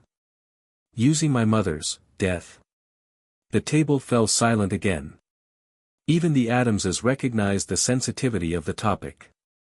The evidence suggests that possibility, Wednesday confirmed carefully. Though the exact mechanism remains unclear. Temporal reconstruction typically requires an anchor point in the present that connects to the past event. My scar, Harry said quietly, touching the lightning bolt mark on his forehead. That's why you've been teaching me those mental exercises, isn't it? To block whatever connection it creates. Wednesday nodded, impressed by his intuition. Partially. Your scar contains foreign energy that appears linked to Voldemort. I've been researching its nature while teaching you to contain and control it. Most fascinating, Morticia murmured. A physical manifestation of magical connection across time and death. It's almost romantic, in a tragic, homicidal way. Mother, Wednesday warned quietly, noting Harry's discomfort. Forgive me, dear, Morticia apologized to Harry. Sometimes I forget that not everyone finds beauty in darkness as we Addamses do. It's okay, Harry assured her. I don't like thinking that he might still be able to hurt people. To come back. That, Wednesday stated firmly, is why we're accelerating your training. Whether you attend Hogwarts or not, you need to be prepared for the possibility of confrontation. And you won't face it alone, Gomez declared, rising dramatically from his chair. An attack on an Addams apprentice is an attack on the Addams family itself. Here. Uncle Fester agreed, accidentally electrocuting his fork in excitement. Pugsley grinned at Harry. See? Being associated with us has some advantages. No one messes with an Addams without consequences. Harry looked around the table at these strange people who had, in just 6 months, given him more support and acceptance than he'd known in his entire life. His throat tightened with emotion. Thank you, he said simply. All of you. No need for thanks, my boy. Gomez proclaimed. Family looks after its own. Now, who wants to see my collection of cursed fencing foils after dinner? They make the opponent speak only in limericks during duels. As the conversation veered back to typical Addams territory, Wednesday caught Harry's eye across the table. Later, she mouthed silently, indicating they would discuss the serious matters more thoroughly in private. Harry nodded, understanding. For now, he allowed himself to enjoy the bizarre normalcy of an Addams family dinner, pushing thoughts of Voldemort and temporal magic to the back of his mind. Long after the dinner had concluded and most of the family had departed for their various rooms or activities, Wednesday and Harry sat in the library. Floor-to-ceiling bookshelves surrounded them, filled with ancient tomes whose titles alone would have earned them places on various banned books lists worldwide. The situation has grown more complex, Wednesday began without preamble. If someone is indeed attempting to use temporal magic to restore Voldemort, they may be closer to success than Dumbledore realizes. Harry sat in a high-backed chair opposite her, legs dangling above the floor. Despite 6 months of proper nutrition, He remained small for his age, a lasting effect of the Dursleys' neglect. "Because of my scar," he said, touching it unconsciously. "It's some kind of connection to him, isn't it?" Wednesday nodded. "Based on my research, it appears to contain a fragment of Voldemort himself, created unintentionally when he attempted to kill you." Harry paled. "There's a piece of him, in me." "A fragment," Wednesday clarified. "Not enough for consciousness or control, but sufficient to create a magical link. It's why I've been teaching you occlumency and mental compartmentalization, to isolate and contain that foreign presence." "Can it be removed?" Harry asked, voice small but steady. Wednesday hesitated, a rare occurrence. "Theoretically, yes. But the methods are extreme. And potentially dangerous to you. I've been researching alternatives." Harry absorbed this information with remarkable composure. "And someone wants to use this connection to bring him back completely? The real Voldemort?" "That appears to be the intent," Wednesday confirmed. "Though standard resurrection methods would be simpler. The temporal approach suggests they're attempting something more complex, perhaps restoring him at the height of his power, before his defeat by you and your mother's sacrifice." Harry's expression hardened with determination beyond his years. "We have to stop them." "We will," Wednesday assured him. "But it requires careful planning. The decision about Hogwarts has become more strategic than educational." "How so?" "At Hogwarts, you would be under Dumbledore's protection, a powerful deterrent to direct attacks. You would also have access to resources and information that might help us identify who's behind these rituals." "But I'd be away from you," Harry pointed out. "From your training." "True," Wednesday acknowledged. "Hence my hesitation. Dumbledore's methods and priorities differ significantly from mine. He might attempt to limit your magical development to what he considers appropriate." Harry frowned. "I don't want to learn less magic. I need more if someone's trying to bring Voldemort back." "Precisely," Wednesday agreed. "Which is why we need to establish certain conditions if you do attend Hogwarts. Regular communication, continued training during holidays, and clear boundaries regarding Dumbledore's authority over your education." "What do you think I should do?" Harry asked, seeking her guidance. Wednesday considered carefully before answering. "Strategically, attending Hogwarts while maintaining your apprenticeship offers advantages. You would gain formal education in traditional wizarding magic while continuing our more specialized training. It would also satisfy the Ministry and reduce unwanted attention on your whereabouts." Harry nodded thoughtfully. "And I'd meet other kids with magic. Learn different perspectives." "Yes," Wednesday confirmed. "Though I advise caution in what you reveal about our training. Many wizarding families hold prejudices against what they consider dark magic." Harry smiled slightly. "I won't tell them I've been learning to raise the dead or talk to spirits." "Your necromancy lessons have barely begun," Wednesday noted dryly. "But your point is valid. Discretion would be essential." Their conversation was interrupted by a strange tremor that ran through the house, not like an earthquake, but more like a ripple in reality itself. The books on the shelves shuddered, and the temperature dropped suddenly. Wednesday was on her feet instantly, her hand going to the wand concealed in her sleeve. "Something's wrong. The wards are reacting." Thing burst through the library door, gesturing frantically. "Intruders?" Wednesday interpreted, receiving a frantic thumbs up in response. "Where?" Thing pointed downward. "The basement laboratory," Wednesday realized. "Harry, stay here." "No," Harry said firmly, standing up. "I'm coming with you. If it's about me, about my scar, then I should be there." Wednesday assessed him for a moment, then nodded. "Stay behind me. If I tell you to run, you run. No arguments." They moved swiftly through the manor, descending the stairs to Wednesday's laboratory. The air grew colder with each step, and an unnatural blue light flickered beneath the door at the bottom of the stairs. Wednesday paused, extracting a small vial from her pocket. "Drink this," she instructed, handing it to Harry. "What is it?" he asked, uncorking it. "Protection potion," she explained briefly. "It will shield you from certain types of magical energy. Quickly, now." Harry downed the potion without further question, grimacing at the bitter taste.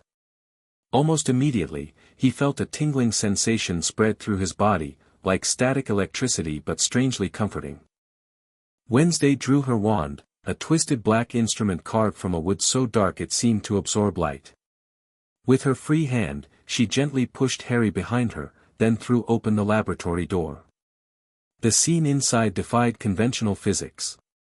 A swirling vortex of blue-white energy occupied the center of the room, its edges crackling with temporal distortions that made reality itself appear to bend. Objects near the vortex seemed to age and de-age rapidly, a wooden chair crumbling to dust, then reconstituting itself in endless cycles. Standing before this anomaly was a figure in dark robes, arms raised in complex gestures that directed and shaped the swirling energy. The figure turned at their entrance, revealing a face that shared the aristocratic features of the Black family, but with a maniacal gleam in his eyes that rivaled Bellatrix Lestrange at her worst. "Ah, the famous Miss Addams," the wizard greeted with mock politeness. "And the boy who lived himself. How convenient. I was just about to send for you." Wednesday positioned herself more firmly in front of Harry. "You have me at a disadvantage. You know who I am, but I don't believe we've been introduced." The wizard bowed with exaggerated courtesy, never lowering his wand. "Kairos Lestrange, at your service. Cousin to the more infamous Lestranges currently enjoying Azkaban's hospitality." His gaze fixed on Harry. "And you, Mr. Potter, have something I need." "My scar," Harry said from behind Wednesday, his voice remarkably steady. "The connection to Voldemort." Kairos smiled, the expression not reaching his eyes. "Clever boy. Yes, that remarkable scar contains the final component necessary for my work. A direct link to the moment of temporal fracture, when the Dark Lord's physical form was destroyed but his essence remained. Temporal reconstruction," Wednesday stated flatly. "You're trying to restore Voldemort at the moment of his defeat, but with knowledge to avoid his mistakes." "Oh, you are well informed," Kairos seemed genuinely impressed. "The Addams' reputation for obscure magical knowledge appears deserved." "Yes, that's precisely my intention.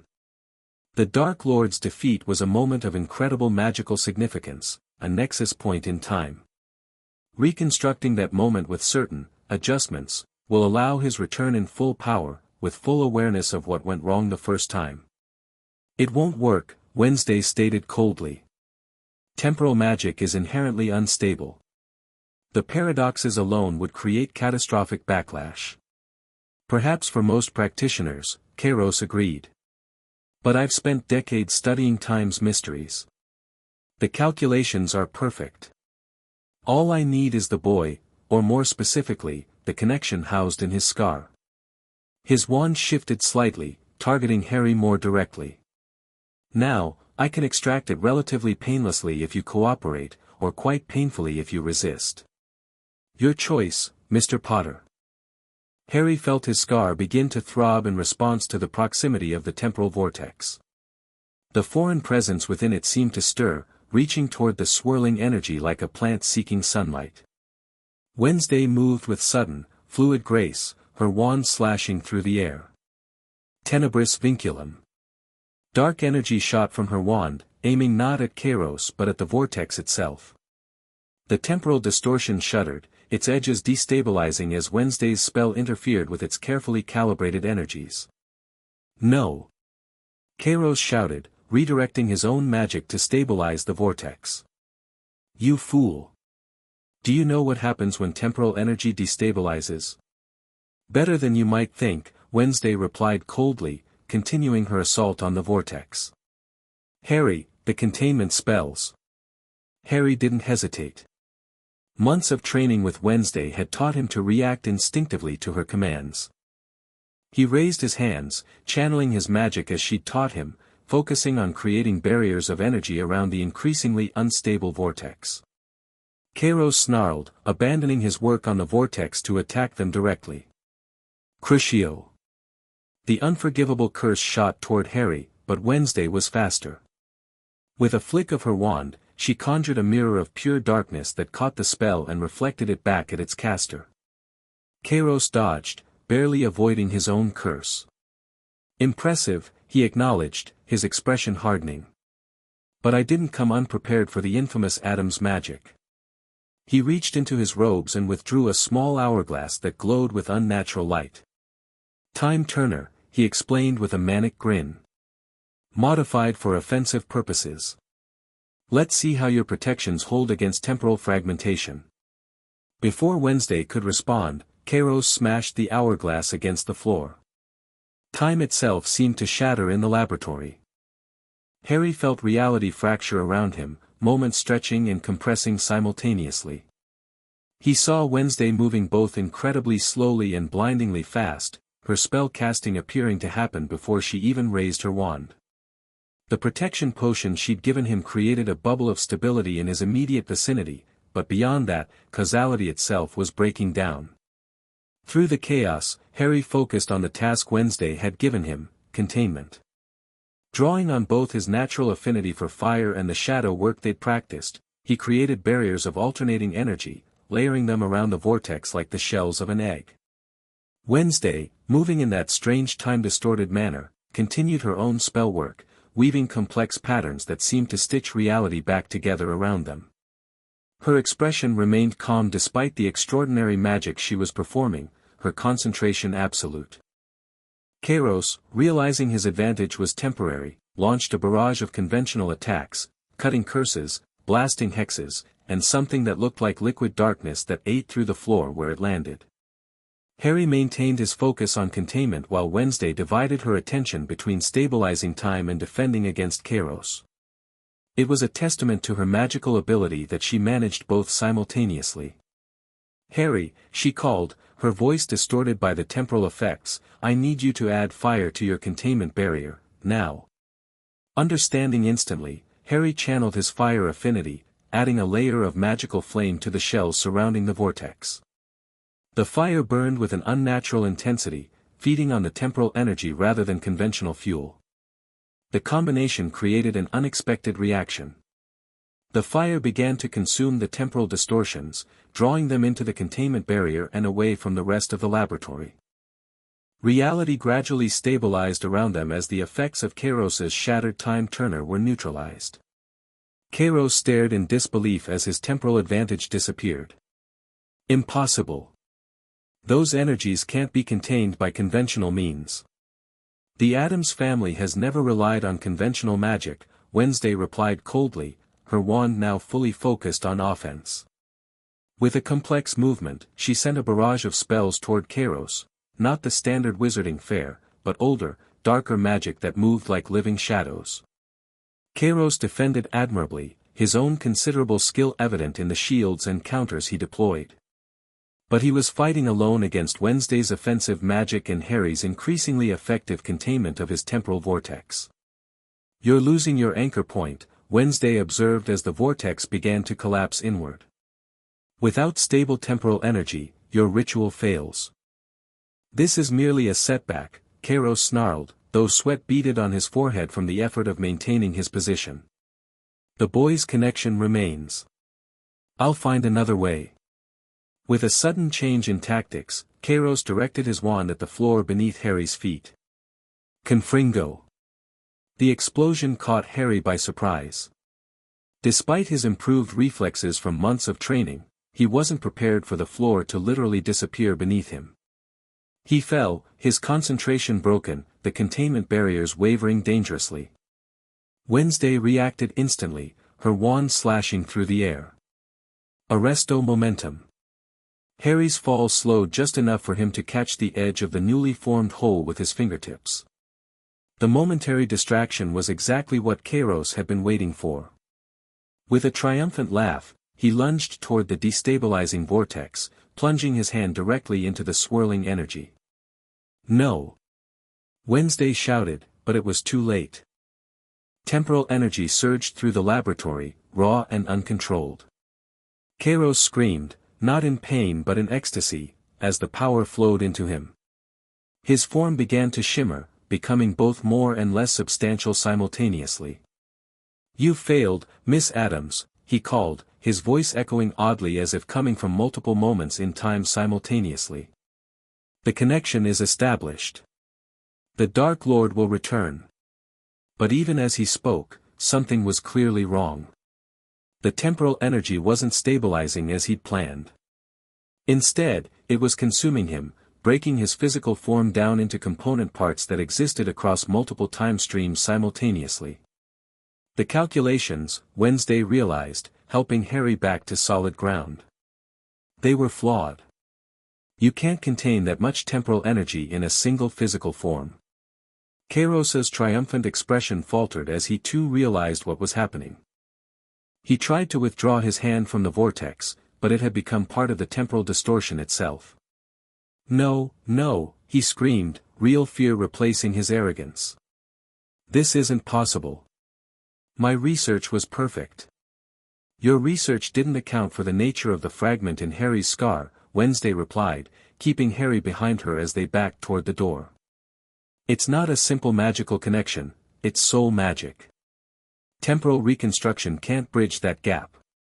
Kairos's form continued to disintegrate, spreading across the temporal spectrum. With a final, desperate effort, he reached toward Harry with his remaining hand. "Potter. I need direct contact with the scar. It's the only way to stabilize." "We're leaving," Wednesday stated firmly, guiding Harry backward up the stairs. "The vortex will collapse completely within minutes. Along with this entire level of the house, most likely." "Wait." Kairos pleaded, now more temporal distortion than solid wizard. "You don't understand, he's already aware. The connection is active. He knows the boy is with you." This gave Wednesday pause. "Explain." "The temporal energy, it activated the connection." Kairos's voice was becoming increasingly distorted. "He can't return fully yet, but his consciousness is awake in the fragment. He'll find another way now that he knows." Harry clutched his scar, which had begun to burn with increasing intensity. "Wednesday," he gasped, "I can feel something, someone, looking out through my eyes." Wednesday made an instant decision.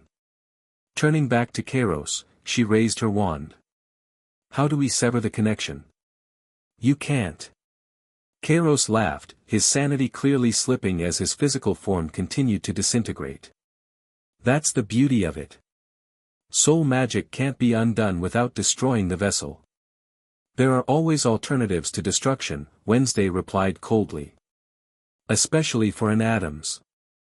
With a complex series of wandless gestures, she directed her magic not at Kairos or the vortex, but at Harry's scar. Dark energy enveloped the lightning bolt mark, creating a barrier between the fragment within and the temporal energy trying to connect with it. Harry gasped as the burning sensation receded, replaced by blessed numbness. "Temporary containment," Wednesday explained quickly. "We need to move, now." The vortex had begun to implode, pulling surrounding matter into its collapsing center.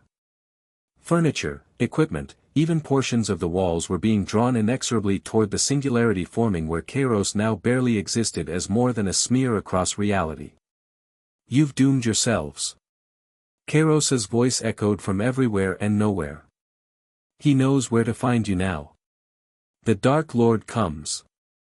Wednesday didn't bother responding, focusing instead on guiding Harry up the stairs and sealing the laboratory door behind them with a complex locking spell. "The house's foundational wards should contain most of the implosion," she explained as they hurried through the manor. "But we should evacuate to be safe." They found the Addams family already gathered in the entrance hall, looks of excited curiosity on their faces. "Wednesday, darling!" Morticia exclaimed. "What have you done to the basement?" "The entire east wing is aging backwards," Grandmama's looking positively girlish. "Temporal implosion," Wednesday explained briefly. "We need to leave the property for approximately 3 hours while it stabilizes." "Marvelous. Gomez declared, not at all concerned about potential destruction of the ancestral home. I haven't seen a good temporal implosion since your great-uncle Vlad tried to prevent his own beheading by going back in time. Did it work? Harry couldn't help asking despite the urgency of the situation. Oh yes. Gomez beamed. He arrived just in time to hold his own head after it was cut off. Tremendous family moment. Father, Wednesday interrupted, explanations later. Evacuation now. Of course, Gomez agreed. To the cars, everyone. Pugsley, bring the emergency explosives, we might need entertainment while we wait. The family moved with surprising efficiency toward the exit, Uncle Fester helping Grandmama while Lurch carried several mysterious cases that presumably contained items too valuable or dangerous to leave behind. As they reached the doorway, Wednesday placed a hand on Harry's shoulder, stopping him briefly.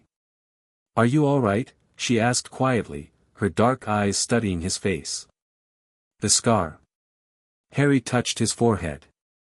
The burning had subsided to a dull ache, but something felt different, as if a door that had been firmly closed was now slightly ajar. It doesn't hurt much anymore, he answered honestly.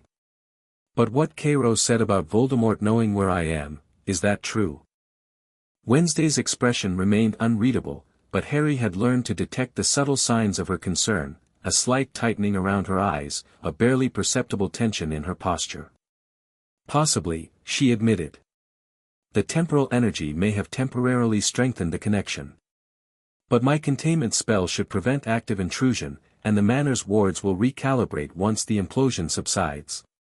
But he knows I'm with you now, Harry persisted. The Addams family isn't exactly inconspicuous. The corner of Wednesday's mouth twitched in what might have been the ghost of a smile. No, we're not. But that works to our advantage. The Addams' reputation in magical circles is substantial. Even Voldemort would hesitate before directly challenging us on our own ground. A tremendous shudder ran through the house, accompanied by a distant implosion sound. Portions of the entrance hall briefly appeared to age centuries in seconds, the wallpaper cycling through different patterns before returning to its original Gothic design. We'll discuss this further once we're safely away, Wednesday promised, guiding Harry toward the door where the rest of the family awaited. But know this, Harry, Kairos failed in his primary objective. Voldemort remains fragmented, and you remain protected. Whatever comes next, we'll face it together. Harry nodded, drawing strength from her certainty. As they joined the Addams family outside, watching temporal distortions ripple across the facade of the ancient manor, he realized something important had changed tonight. For the first time since learning about Voldemort, he wasn't afraid. Concerned, yes. Aware of the danger, absolutely. But not afraid. 6 months under Wednesday's tutelage had given him something the Dursleys never had, confidence in his own abilities and trust that he wasn't alone. Whatever came next, Hogwarts, Dumbledore, or even Voldemort himself, Harry Potter was no longer the helpless boy in the cupboard under the stairs. He was Wednesday Addams' apprentice. And that, he was discovering, made all the difference. Chapter 3, Neither Light Nor Dark, again, Wednesday commanded, her voice cutting through the pre-dawn chill. Harry stood in the center of the manor's eastern garden, surrounded by stone statues of various mythological creatures frozen in poses of eternal agony. Sweat dripped down his face despite the cool morning air, his clothes sticking to his small frame. I'm not sure I can, he admitted, breathing heavily. That last one drained almost everything. Almost everything isn't everything, Wednesday replied impassively. In real combat, your opponent won't wait until you've had a nice rest and a cup of tea. Again. Harry nodded, steeling himself. He'd learned over the past 8 months with Wednesday that her training methods were demanding for good reason. The encounter with Kairos 3 weeks ago had only intensified her regimen. He closed his eyes, centering himself as she taught him. The scar on his forehead pulsed dully, it hadn't stopped since Kairos's failed ritual, though Wednesday's containment spells kept whatever lurked inside from gaining influence. Drawing on his depleted magical reserves, Harry extended both hands toward the target, a large stone gargoyle at the far end of the garden.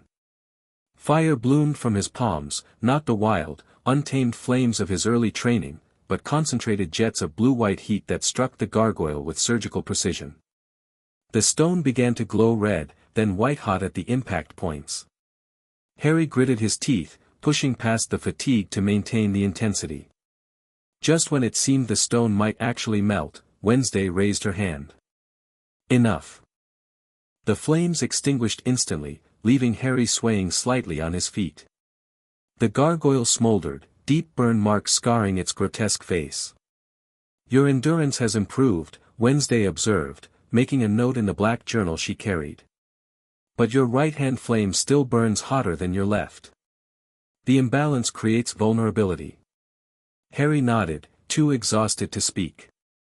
He'd noticed the same thing, but hadn't been able to correct it despite weeks of practice. We'll address it tomorrow, Wednesday concluded, closing her journal. For now, rest. Dumbledore arrives at noon. Harry's exhaustion momentarily forgotten, he looked up sharply. Today? I thought we had more time. Time is relative, as Kairos so dramatically demonstrated, Wednesday replied dryly. Dumbledore contacted Snape yesterday. Apparently, the temporal disturbance from the basement was detected as far away as Hogwarts. The Ministry is concerned. Are they going to try to take me away? Harry asked, the old fear briefly resurfacing. Wednesday's expression remained impassive, but her voice held rare certainty. No. They won't. The simple statement contained such conviction that Harry found himself believing it completely. In the 8 months since she'd removed him from the Dursleys, Wednesday had never broken a promise to him. Not once. Come, she said, turning toward the manor. You need to eat before you collapse, and I need to prepare for our visitors. As they walked back to the house, Harry couldn't help noticing how the manor had changed since the temporal implosion. Most of the damage had been repaired, but certain areas remained, altered. The East Wing existed in a strange state of temporal flux, sometimes appearing centuries older, other times mysteriously renovated in styles that hadn't been invented yet. Thing had reported discovering a room that contained nothing but Victorian furniture floating near the ceiling, immune to gravity. The Addams family, naturally, considered these changes delightful improvements. Do you think I should go to Hogwarts? Harry asked suddenly, the question that had been weighing on him for weeks finally surfacing. Wednesday paused, regarding him thoughtfully. What I think is less important than what you think, Harry. But you've been training me. You know what I need to learn. I know what I can teach you, Wednesday corrected. Hogwarts offers different knowledge. Different perspectives. Both have value. Harry frowned, kicking at a garden gnome statue, which, unlike normal garden gnomes, was anatomically correct and depicted in the process of strangling a pixie. I'm worried they'll try to undo what you've taught me, he admitted. Dumbledore doesn't seem to approve of your methods. Dumbledore, Wednesday replied, believes in rather rigid categorizations of magic. Light versus dark. Good versus evil. The Addams family has always recognized that reality is more complex. Neither light nor dark, Harry murmured, repeating a phrase Wednesday had taught him early in his training. Precisely. They reached the manor's kitchen door, where Lurch stood waiting with a tray of food. Magic simply is. Intention and application determine its nature, not arbitrary labels. Harry nodded, accepting a glass of one of Grandmama's nutrient potions from Lurch with only a slight grimace. The concoctions tasted like swamp water mixed with rotten eggs, but they replenished magical energy like nothing else.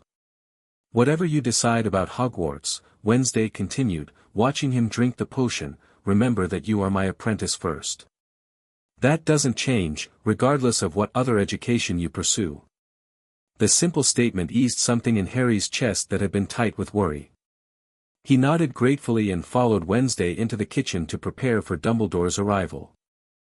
At precisely noon, the manor's doorbell rang, an ominous, clanging sound like a funeral toll. Thing scuttled across the floor to answer it, while Wednesday and Harry waited in the formal receiving room. Harry had dressed carefully in the clothes Wednesday had provided, black trousers, a charcoal shirt, and a dark vest that, while not exactly wizarding robes, projected a certain dignified appearance that normal 11-year-old clothing would not. His hair, still unruly as ever, had at least been combed into something approaching neatness. Wednesday herself wore her customary black dress, though she had added a silver pendant in the shape of a raven's skull, a family heirloom that subtly enhanced defensive magic. A precaution, not an expectation of conflict, she'd explained when Harry had asked about it. The sound of footsteps in the hallway announced their visitors. Thing opened the door, gesturing with dramatic flair as Albus Dumbledore entered, followed closely by Professor Snape and a stern-looking witch in emerald robes. Harry's first impression of Dumbledore was that the man looked exactly like a storybook wizard should, long silver beard, half-moon spectacles, and robes adorned with twinkling stars. But there was something else, something beneath the grandfatherly appearance that spoke of power carefully controlled. "Miss Addams," Dumbledore greeted, his blue eyes twinkling. "Thank you for receiving us. I've looked forward to meeting you properly." Wednesday inclined her head slightly. "Professor Dumbledore. I assume these are your colleagues?" "Indeed. You already know Professor Snape, of course." Dumbledore gestured to the familiar black-clad figure, who gave a curt nod. "And this is Professor McGonagall, Deputy Headmistress of Hogwarts and head of Gryffindor House." "Minerva McGonagall," Wednesday acknowledged. "Your work on human transfiguration is respected in multiple magical communities." McGonagall appeared slightly surprised at the recognition. "Thank you, Miss Addams." Her gaze shifted to Harry, her stern expression softening almost imperceptibly. "And Mr. Potter. It's good to see you looking so well." Harry wasn't entirely sure how to respond. This woman had known him somehow. "Thank you, Professor," he replied cautiously. "Professor McGonagall was present the night you were left with your relatives," Dumbledore explained, as if reading Harry's confusion. "She has taken a particular interest in your welfare ever since." A flash of something, guilt, perhaps, crossed McGonagall's features before her professional mask returned. "Please, sit," Wednesday gestured to the array of high-backed chairs arranged in the receiving room. "Thing will bring refreshments."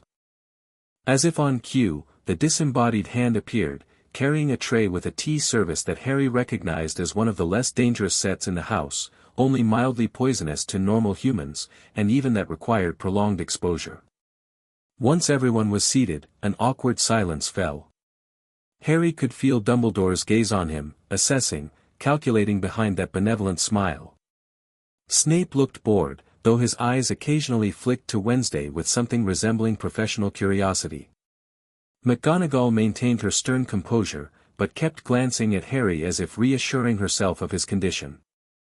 "I believe we should address the temporal disturbance first," Dumbledore finally said, placing his untouched teacup on the side table. "The Ministry is most concerned about unauthorized time magic of such magnitude." Wednesday raised an eyebrow. The disturbance was the result of an attack on this household by Kairos Lestrange, who was attempting to use temporal reconstruction to restore Voldemort to power. McGonagall flinched at the name, while Snape's expression darkened. Dumbledore merely nodded, unsurprised. "We suspected as much, though the exact identity of the perpetrator remained unclear," he said. "Kairos Lestrange is not a name familiar to the Ministry." "The Lestrange family tree has many obscured branches," Wednesday replied. Kairos specialized in temporal magic, a field generally considered theoretical rather than practical in wizarding circles. His absence from official records is unsurprising. "And his current whereabouts?" Dumbledore inquired. "Scattered across multiple time streams, I imagine," Wednesday answered dryly. "The implosion of his ritual saw to that." "You're saying he's dead?" McGonagall asked. "Death implies a linear conclusion to existence," Wednesday corrected. "His condition is more complex. Parts of him may exist in various temporal states simultaneously. Whether that constitutes death in the conventional sense is a philosophical question. Harry suppressed a smile at the professor's expressions. He'd grown accustomed to Wednesday's matter-of-fact discussions of extraordinary magical concepts, but clearly the Hogwarts staff found it somewhat disconcerting. "Miss Addams," Dumbledore leaned forward slightly, his manner becoming more serious, "I must ask about young Harry's involvement in these events. Was he directly exposed to the temporal energies?" Wednesday's expression revealed nothing. Harry was present when Kairos attacked. His quick thinking in establishing containment barriers helped prevent a more catastrophic outcome. All three professors turned to look at Harry with varying degrees of surprise. "Containment barriers?" McGonagall repeated. "At his age?" "Harry has demonstrated considerable aptitude in energy manipulation and defensive magic," Wednesday stated. "His natural abilities, properly nurtured, have developed rapidly." "So I see," Dumbledore murmured, studying Harry with increased interest. "And his scar? Was there any reaction during this temporal event?" Harry tensed. The question confirmed what Wednesday had suspected. Dumbledore knew something about his scar and its connection to Voldemort. The scar experienced increased activity during the ritual, Wednesday acknowledged. Kairos believed it contained a connection he could exploit. "I've implemented containment measures to isolate whatever foreign presence resides there." For the first time, Dumbledore appeared genuinely surprised. "You've identified the nature of the scar?" "Not definitively," Wednesday replied, her tone deliberately neutral. "But the energy signature suggests soul magic. A fragment, separated from its whole. I've been researching methods to safely remove it." A heavy silence fell over the room. Snape had gone very still, his already pale face now practically bloodless. McGonagall looked between Dumbledore and Wednesday with growing alarm. And Dumbledore himself seemed suddenly older, the twinkle gone from his eyes. "I see," he said finally. "You are even better informed than I anticipated, Miss Addams. The Addams family library contains texts on magical theory that predate Hogwarts itself," Wednesday replied. "Soul magic is abhorrent even by our standards, but understanding it is necessary to combat it." "Quite so," Dumbledore agreed, though something in his tone suggested this conversation had taken a turn he hadn't expected. "May I ask what methods you've considered for removal?" Harry looked to Wednesday, curious himself. She hadn't shared specifics of her research with him yet, saying only that traditional approaches were too dangerous. "Conventional exorcism is ineffective against a soul fragment this deeply integrated," Wednesday explained. "Destructive methods would damage Harry as well. I've been exploring separation rituals based on sympathetic magic, creating a more attractive vessel to draw the fragment out voluntarily." Snape leaned forward slightly, his academic interest apparently overcoming his usual reserve. "Such methods typically require an object of significant magical resonance." Wednesday nodded. "Hence our current difficulty. The ideal vessel would need properties specific to both the fragment and its original source." "A most challenging puzzle," Dumbledore agreed, his manner becoming more collegial. "Perhaps this is an area where cooperation might benefit all parties." "Perhaps," Wednesday allowed, though Harry detected her usual caution when dealing with outside authorities. "Now, I believe you also wish to discuss Harry's education." "Indeed." Dumbledore seemed relieved to move to a less fraught topic. "Harry's place at Hogwarts has been secured since birth, as is tradition for all magical children in Britain. The new term begins September 1st. He reached into his robes and produced a heavy envelope of yellowish parchment, which he handed to Harry. "Your official acceptance letter, Harry. Though somewhat belated due to the unusual circumstances." Harry took the envelope, feeling a strange mix of emotions as he saw his name written in emerald green ink. "Mr. H. Potter, the East Wing Guest Chamber, Addams Manor, Exmoor. How did you know which room I'm in?" he asked, looking up in surprise. "Hogwarts Magical Quill records the precise locations of all potential students," McGonagall explained. "It's quite accurate, though usually less specific in its addressing." Harry opened the envelope carefully, reading through the acceptance letter and supply list. The mention of wands, cauldrons, and spellbooks made the prospect suddenly feel more real. While we fully respect Mr. Potter's apprenticeship with you, Dumbledore continued, addressing Wednesday, a formal education at Hogwarts would provide important structure and social interaction with his peers. Professor Snape has suggested a compromise that might satisfy all parties. I'm familiar with the proposal, Wednesday replied. Harry would attend Hogwarts during the academic year while continuing his apprenticeship during holidays. Precisely, Dumbledore beamed. I believe this arrangement would serve Harry's educational needs while also addressing certain, political considerations regarding his status in the wizarding world. You mean it would stop the Ministry from interfering? Harry spoke up suddenly, surprising everyone including himself. Dumbledore's eyebrows rose slightly, but he nodded. Quite so, my boy. Your absence from Wizarding Society has caused considerable concern. Your appearance at Hogwarts would allay many fears. And what about the danger? Harry asked bluntly. Kairos might be gone, but he said Voldemort knows where I am now. Won't I be putting other students at risk? McGonagall looked startled by his directness, while Snape's expression remained carefully neutral. Dumbledore, however, seemed impressed by the question. Hogwarts is perhaps the safest place in Wizarding Britain, he assured Harry. Its protections have been layered and strengthened for over 1,000 years. No safer environment exists for you or your fellow students. Except that Voldemort himself attended Hogwarts, Wednesday pointed out. He knows the castle's secrets better than most. Not better than I, Dumbledore replied, a hint of steel beneath the grandfatherly tone. And the protections have been considerably enhanced since Tom Riddle's time as a student. Harry looked between them, sensing the subtle power struggle taking place. Could I still practice the magic Wednesday's been teaching me? At Hogwarts, I mean. A brief silence fell. McGonagall looked uncomfortable, while Snape watched with veiled interest. Hogwarts has certain restrictions on magical practices deemed inappropriate for students, Dumbledore said carefully. Some of Miss Addams' methods might fall outside our approved curriculum.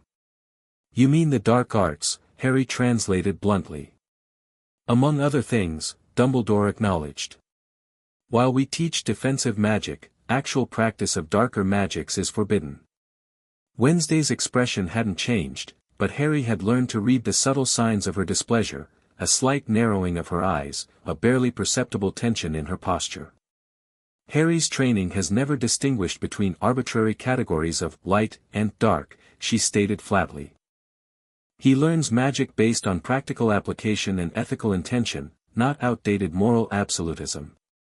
McGonagall bristled. The restrictions exist for good reason, Miss Addams. Dark magic corrupts, only when practiced with corrupt intent, Wednesday interrupted smoothly. A cutting charm can sever an artery as easily as a dark curse. The difference lies in the practitioner, not the spell. An interesting perspective, Dumbledore interjected diplomatically, though one not universally shared in Wizarding Society. However, I believe we can find common ground. Harry's private studies during holidays would remain his own business, provided they don't interfere with his Hogwarts education. Harry considered this compromise. It seemed reasonable on the surface, but he sensed Dumbledore was conceding little while appearing generous. What about my scar? He asked, touching the lightning bolt mark. Wednesday's been helping me contain whatever's in it. Will I still be able to do those exercises at Hogwarts? Mental disciplines fall outside our regulatory framework, Dumbledore replied carefully. I see no reason why you couldn't continue such practices privately. Wednesday turned to Harry. The decision is ultimately yours, Harry. As I've said before, your apprenticeship continues regardless of what other education you pursue. Harry felt the weight of everyone's attention. 8 months ago, he would have shrunk from such scrutiny, but Wednesday's training had given him confidence he'd never possessed at the Dursleys. I'd like to try Hogwarts, he said finally, but I want to be able to come back here whenever I need to, not just during official holidays. If something happens with my scar, or if there's another attack, I need to be able to reach Wednesday quickly. Dumbledore frowned slightly. Students aren't typically permitted to leave school grounds except during designated periods. Those are my conditions, Harry interrupted, surprising himself with his firmness. I'm not giving up my apprenticeship or putting myself in a position where I can't get help if something goes wrong with what's in my scar. A tense silence followed. McGonagall looked somewhat scandalized by a child setting terms to Dumbledore, while Snape's lips twitched in what might have been suppressed amusement. Perhaps, Wednesday suggested, breaking the silence, Professor Snape could serve as a point of contact. He's already familiar with Harry's situation and has proven himself reasonably trustworthy. Snape raised an eyebrow at this less than enthusiastic endorsement but didn't object. Dumbledore considered for a moment, then nodded. A workable compromise. Professor Snape could indeed facilitate communication and, if necessary, emergency travel between Hogwarts and Addams Manor. Harry looked to Snape, who gave a slight nod of acceptance. Then I'll come to Hogwarts, Harry decided. As long as I can continue learning from Wednesday too. Excellent. Dumbledore clapped his hands together. I believe this arrangement will benefit everyone involved. Now, regarding practical matters, school supplies, transportation to King's Cross Station on September 1st. I'll handle Harry's preparations, Wednesday stated, leaving no room for negotiation. I'm familiar with Diagon Alley. McGonagall looked surprised. You've frequented Wizarding London, Miss Addams. The Addams family has connections in most magical communities, Wednesday replied. Knockturn Alley's apothecaries offer several ingredients difficult to source elsewhere. The mention of Knockturn Alley, which Harry had learned was the less reputable section of Wizarding London, caused McGonagall's lips to thin disapprovingly, but she said nothing. Well then, that seems settled, Dumbledore said cheerfully, rising to his feet. Harry will join us at Hogwarts while maintaining his apprenticeship with Miss Addams. A most satisfactory outcome. As the visitors prepared to leave, Dumbledore turned to Wednesday once more. Regarding the matter of Mr. Potter's scar, I would be most interested in reviewing your research. Perhaps we might correspond on the subject. Perhaps, Wednesday allowed noncommittally. Though I should mention that my search for an appropriate vessel has led me to consider objects of significant magical heritage. Items connected to the founders of Hogwarts, for instance, might possess the necessary resonance. Something flickered in Dumbledore's eyes, recognition, concern, calculation, dawned so quickly Harry almost missed it. A fascinating theory, Dumbledore murmured. Yes, we should definitely discuss this further. Good day, Miss Addams, Harry. After the Hogwarts delegation had departed, Harry turned to Wednesday with a questioning look. You didn't tell me you were looking for founders' objects. Is that why we're going to Diagon Alley tomorrow? For more than just school supplies? Wednesday's expression remained neutral, but Harry caught the glint of approval in her eyes at his perception. Kairos's attack accelerated our timeline, she explained. While he failed to fully reconstruct Voldemort, he did succeed in activating the connection through your scar. We need to locate suitable artifacts to contain the fragment before someone else attempts a similar ritual. And you think these founders' objects would work? They have potential, Wednesday acknowledged. But acquiring them presents challenges. Some are lost to history. Others are likely already in Voldemort's possession. Why would he have founders' objects?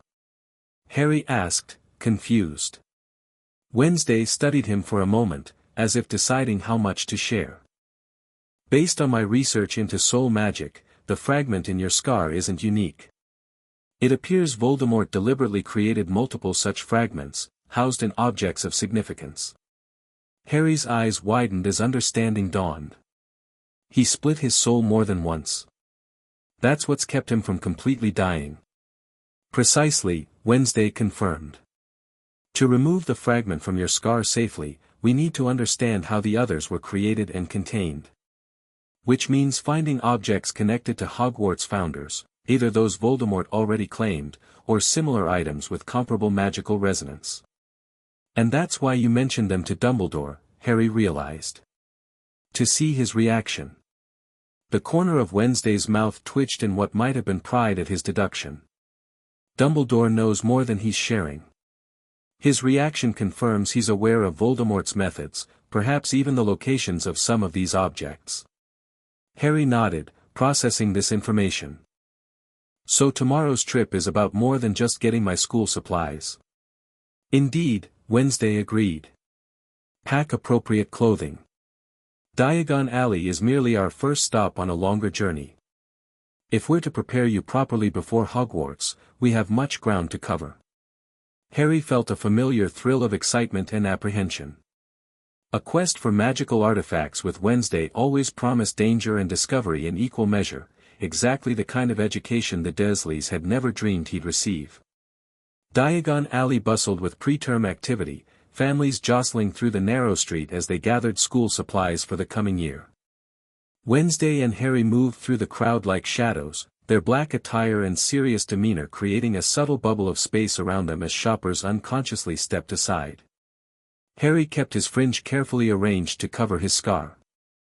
According to Wednesday, his fame in the wizarding world was considerable, and anonymity served their purposes better than being mobbed by well-wishers. Gringotts first, Wednesday directed, guiding him toward the imposing white marble building at the street's end. You'll need to access your family vault for funds. I have a vault? Harry asked, surprised. The Potter family has considerable holdings, Wednesday confirmed. Did you think your parents left you nothing? The thought hadn't actually occurred to Harry. The Dursleys had always complained about the cost of keeping him, leading him to assume his parents had died without resources. The interior of Gringotts Bank was even more impressive than its exterior, a vast marble hall lined with counters where goblins weighed gems and counted gold coins. Wednesday approached one such counter with confident strides.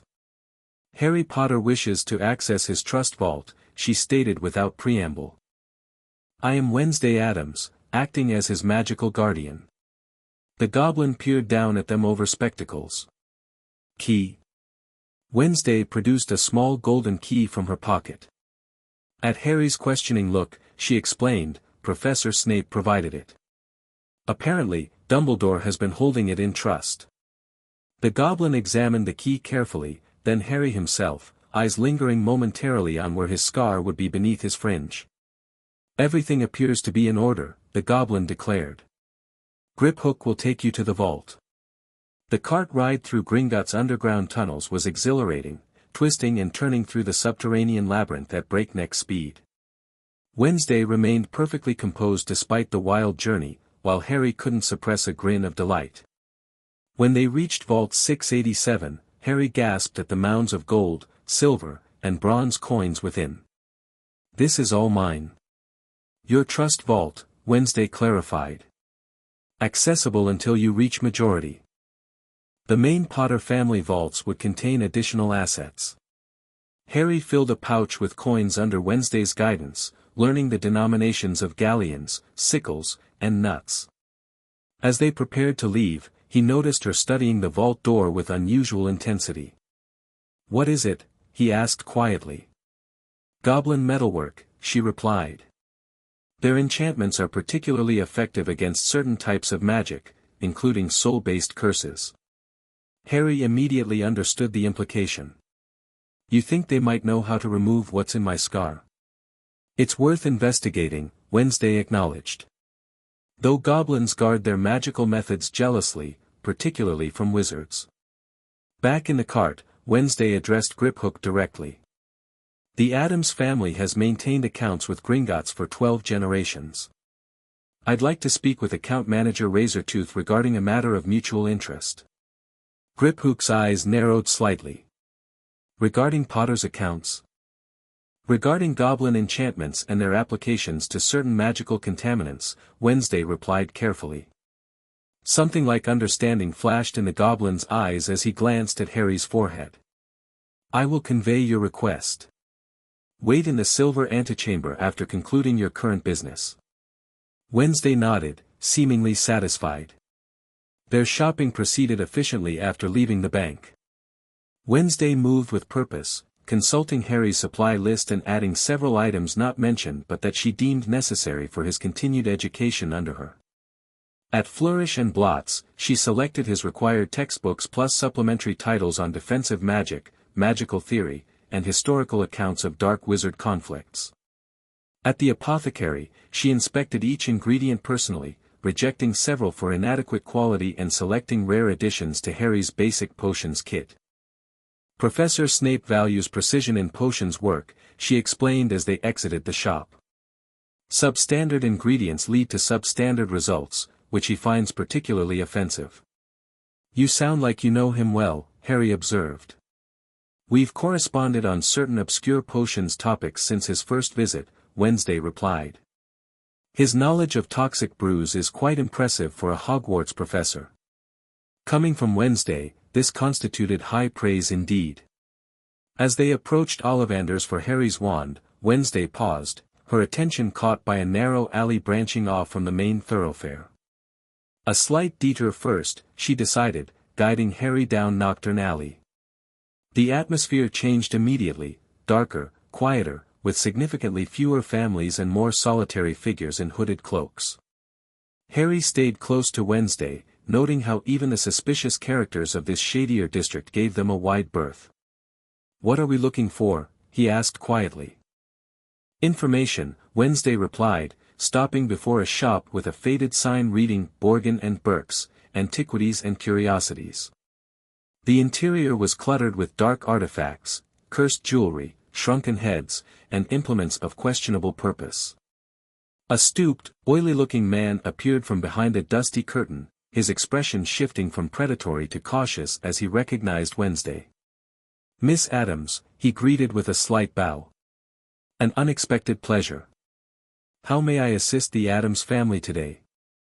Information on recent acquisitions related to the Hogwarts founders, Wednesday stated directly. Particularly those featuring the Ravenclaw eagle or Slytherin serpent. Borgin's eyes narrowed. "Such items are exceedingly rare. And valuable." "I'm aware," Wednesday replied coolly. "I'm also aware that certain parties have been seeking similar artifacts recently. Parties with connections to former Death Eater circles." Borgin visibly tensed. "I don't know what you're implying." "I'm not implying anything," Wednesday interrupted smoothly.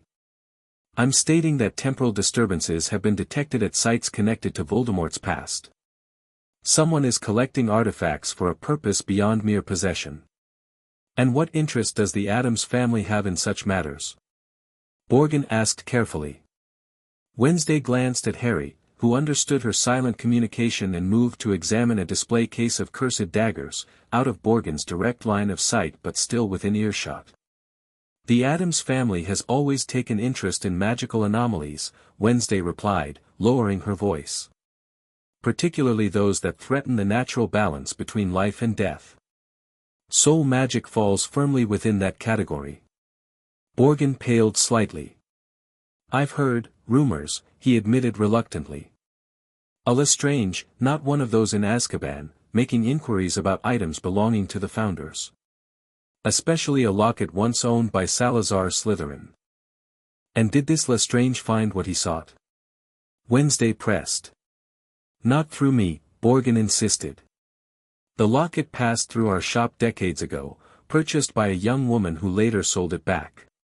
Then it disappeared during inventory complications. Theft. Never proven," Borgin hedged. "But around the same time, a certain rising Dark Lord was gathering followers and power." Wednesday nodded, processing this information. "And Ravenclaw artifacts. The only authenticated piece is the lost diadem," Borgin replied. "Vanished centuries ago. Though." He hesitated, then continued in a near whisper, "Rumors persist that it reappeared briefly in Albania during the 1940s, before vanishing again." "Albania," Wednesday repeated thoughtfully. "Interesting coincidence. What is?" Harry couldn't help asking, rejoining the conversation. Borgin startled, apparently having forgotten Harry's presence. He peered at the boy with sudden interest, eyes flicking to his forehead. Nothing you need concern yourself with, young man, Borgin said smoothly, his merchant's persona returning. Just historical curiosities. Now, was there something specific you were looking to purchase today? Just information, Wednesday replied, placing several galleons on the counter. Your discretion is appreciated. Outside the shop, Harry turned to Wednesday expectantly. Albania? The region where Voldemort was rumored to be hiding after his defeat, she explained quietly as they moved back toward Diagon Alley proper. And apparently where Ravenclaw's lost diadem was last seen. Another connection that supports our theory about Founder's objects. So what's our next move? Harry asked. Ollivanders for your wand, Wednesday replied practically. Then we meet our goblin contact. After that, we have additional stops to make outside of London, places connected to the Founders that might yield further information. Ollivanders proved to be an experience unlike any other shop they'd visited. The wand maker himself seemed to appear from nowhere, his silvery eyes studying Harry with unsettling intensity. I wondered when I'd be seeing you, Mr. Potter, he said softly. It seems only yesterday that your mother and father were in here buying their first wands. The process of finding Harry's wand was lengthy and increasingly concerning to Ollivander, who became more excited with each failed match. Wednesday observed silently from a corner, her expression revealing nothing as wand after wand rejected Harry or produced inadequate results. Finally, with growing anticipation, Ollivander produced a wand of holly and phoenix feather. The moment Harry grasped it, a stream of red and gold sparks shot from the end, illuminating the dusty shop. Curious, Ollivander murmured, very curious. What's curious? Harry asked, still admiring his new wand. I remember every wand I've ever sold, Mr. Potter. Every single wand. It so happens that the phoenix whose tail feather is in your wand gave another feather, just one other. It is very curious indeed that you should be destined for this wand when its brother gave you that scar. Harry froze, his eyes meeting Wednesday's across the shop. Yes, Ollivander continued, apparently oblivious to Harry's discomfort, 13.5 inches. You. Powerful wand, very powerful, and in the wrong hands. Well, if I had known what that wand was going out into the world to do. A connection through resonant magical cores, Wednesday observed, joining them. That explains certain aspects of the scar's behavior. Ollivander turned to her with renewed interest. The Addams perspective on wand lore has always been unconventional, Miss Addams. But not without merit. The resonance between these brother wands could indeed influence the connection you reference. How so? Harry asked, gripping his new wand tighter. When twin cores confront each other, neither can work properly against the other, Ollivander explained. Priori incantatem, the reverse spell effect, would occur instead of normal combat magic. A magical safeguard, Wednesday mused. Potentially useful information. They paid for the wand and left Ollivander's, Harry feeling both thrilled to finally have his own wand and troubled by its connection to Voldemort's. Does this change our plans? He asked Wednesday as they navigated back toward Gringotts. It adds another dimension to consider, she replied thoughtfully. The wand connection reinforces the link through your scar, but might also provide a form of protection. We'll need to incorporate this into our approach. At Gringotts, they were escorted to the promised silver antechamber, a small, austere room with walls of polished metal that seemed to absorb sound in an unnatural way. They waited only briefly before an elderly goblin with a scar running from temple to chin entered. Razortooth, Wednesday greeted with a respectful nod. Thank you for agreeing to meet us. The goblin studied them both with calculating eyes. The Addams accounts have always been interesting to manage. When an Addams requests a meeting about magical contaminants, curiosity demands attention. We seek information about goblin methods for containing or removing soul fragments, Wednesday stated directly. Razortooth's eyes widened slightly, then narrowed as he looked at Harry's forehead. You speak of matters wizards typically deny exist. The Addams family has never shared wizarding blindness to uncomfortable magical realities, Wednesday replied. Harry Potter carries a fragment that doesn't belong to him. We seek methods to remove it without harming him.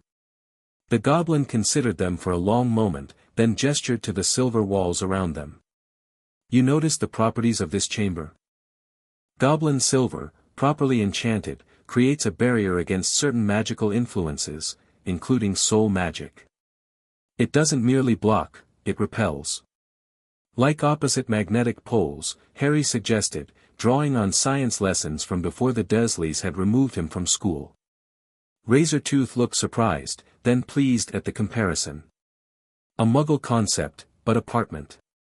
Yes, properly enchanted goblin silver repels foreign soul fragments while leaving the primary soul intact.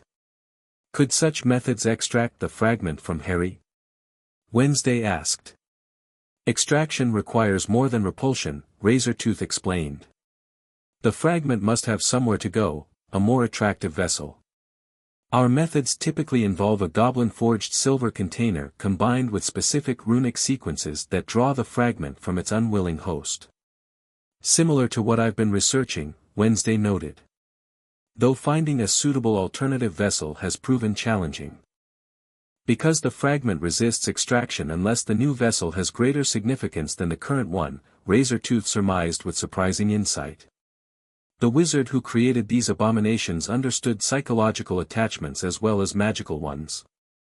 Can goblins create such a vessel? Harry asked hopefully. Razortooth's expression grew guarded. Goblin metalwork of that caliber is not available to wizards. Not since the rebellions and subsequent treaties.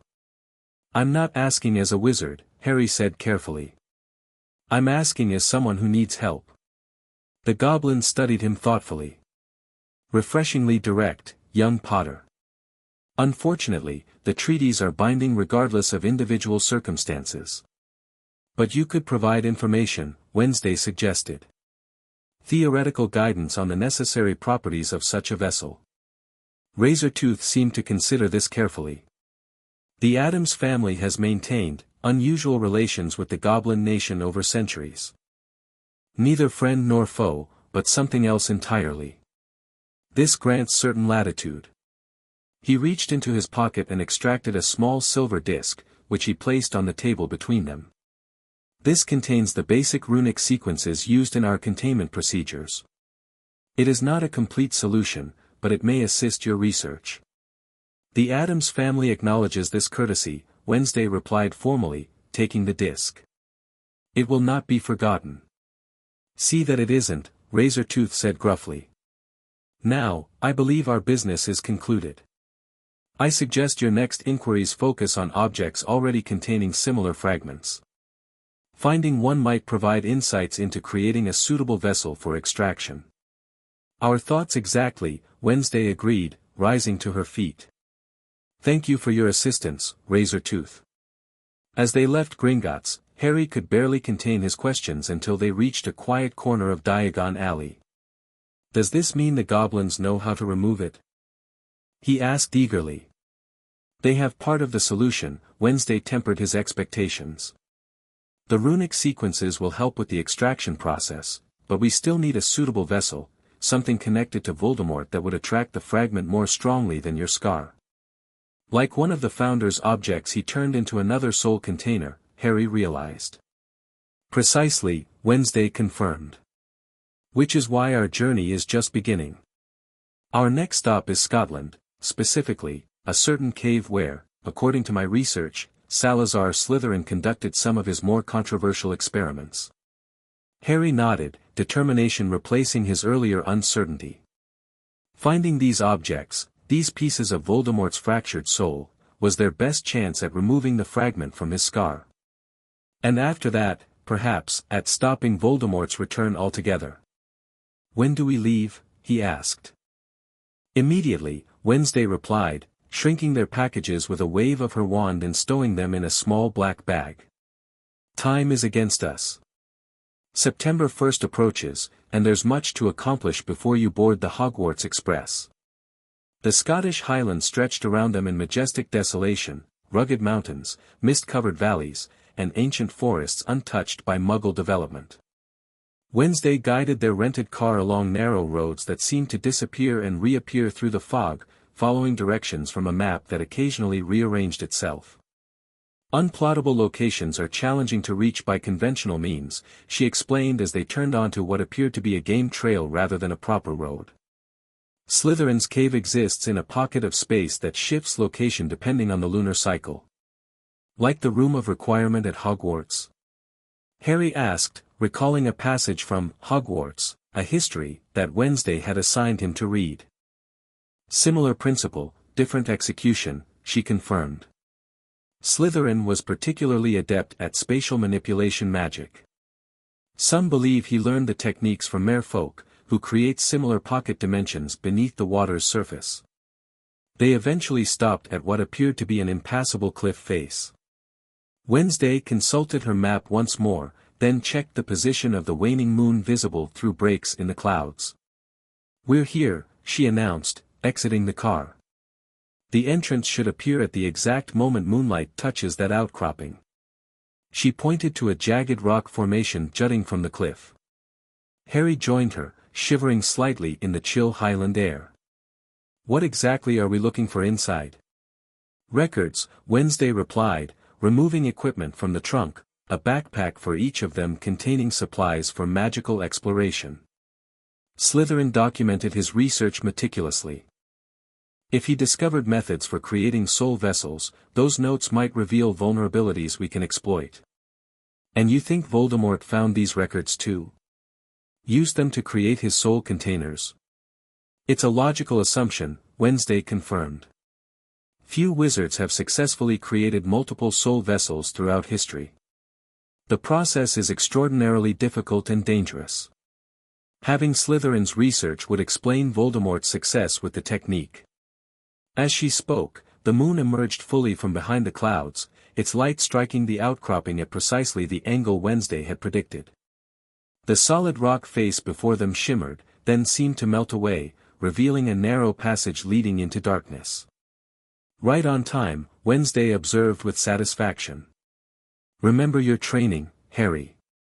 The protections inside will likely react to magical signatures. Stay close and mirror my movements exactly." Harry nodded, drawing his new wand. Though he'd only had it for a day, the holly and phoenix feather wand already felt like an extension of his arm, far more natural than the practice wands Wednesday had provided during his training. The passage descended steeply into the earth, the air growing colder and damper with each step. Wednesday conjured a peculiar green flame that hovered above her palm, casting eerie shadows as they progressed deeper. Conventional lumos would trigger certain wards, she explained when Harry reached for his wand to create light. Addams' witch fire is less likely to be recognized as intrusive magic. After several minutes of careful descent, the passage opened into a vast cavern whose ceiling was lost in darkness. Stalactites hung like stone daggers above a series of raised platforms carved from the living rock. At the center stood a pedestal of black marble, empty but surrounded by runic inscriptions that glowed with a faint silvery light. "Someone's been here before us," Wednesday observed, examining scorch marks on the cavern floor that suggested magical combat. "Recently, judging by the residual energy." Harry felt his scar prickle uncomfortably as they approached the central pedestal. I think something important was here," he said, touching his forehead. "Something connected to him." Wednesday studied the empty pedestal carefully, running her fingers over the runes without touching them directly. "These are bloodlock runes," she explained. "Access to whatever was stored here would have required a blood sacrifice." "Voldemort's blood? Or Slytherin's?" "Neither," Wednesday replied thoughtfully. "The runic sequence suggests sacrifice of the innocent rather than sacrifice of self or kin. A particularly dark requirement, even by Slytherin standards." She circled the pedestal, her expression intent. "The object itself is gone, but residual magic remains. Something powerfully dark was stored here, likely one of Voldemort's soul vessels. And someone took it," Harry concluded. "Kairos?" "Possibly," Wednesday agreed. Though the timing suggests a different player. Kairos was focused on the temporal ritual when he attacked the manor. This theft appears more recent. She turned her attention to the surrounding platforms, each containing weathered stone tablets covered in archaic script. These, however, remain untouched. Slytherin's research records. The tablets prove to be a trove of dark magical knowledge, experiments in soul magic, blood rituals, and magical bindings that even Wednesday found disturbing in their implications. They spent hours in the cavern, Wednesday meticulously copying the texts while Harry maintained protective wards around their position. Slytherin was centuries ahead of his time, Wednesday murmured as she worked. These binding techniques laid the groundwork for what would eventually become the unbreakable vow. And these blood rituals, they're reminiscent of the protection your mother created when she sacrificed herself. My mother used dark magic? Harry asked, surprised. Not dark magic, Wednesday corrected. Old magic. The distinction is important. What Slytherin documented here predates artificial classifications of light and dark. It's primal magic based on fundamental forces, life, death, sacrifice, protection. She indicated a particular tablet. This describes the creation of the first known soul vessel, a silver amulet Slytherin created to preserve his knowledge in case of death. Not a Horcrux as Voldemort created, but a precursor to the concept. Did it work? Harry asked. After a fashion, Wednesday replied. According to these records, the vessel preserved Slytherin's memories and certain personality aspects, but not his complete consciousness. More like a magical portrait than true immortality. So how did Voldemort go further? Create actual Horcruxes? That, Wednesday said, pointing to the final tablet, appears to be documented here. Slytherin theorized that splitting the soul through deliberate, ritualistic murder, rather than simply infusing an object with memories, would create a more complete vessel.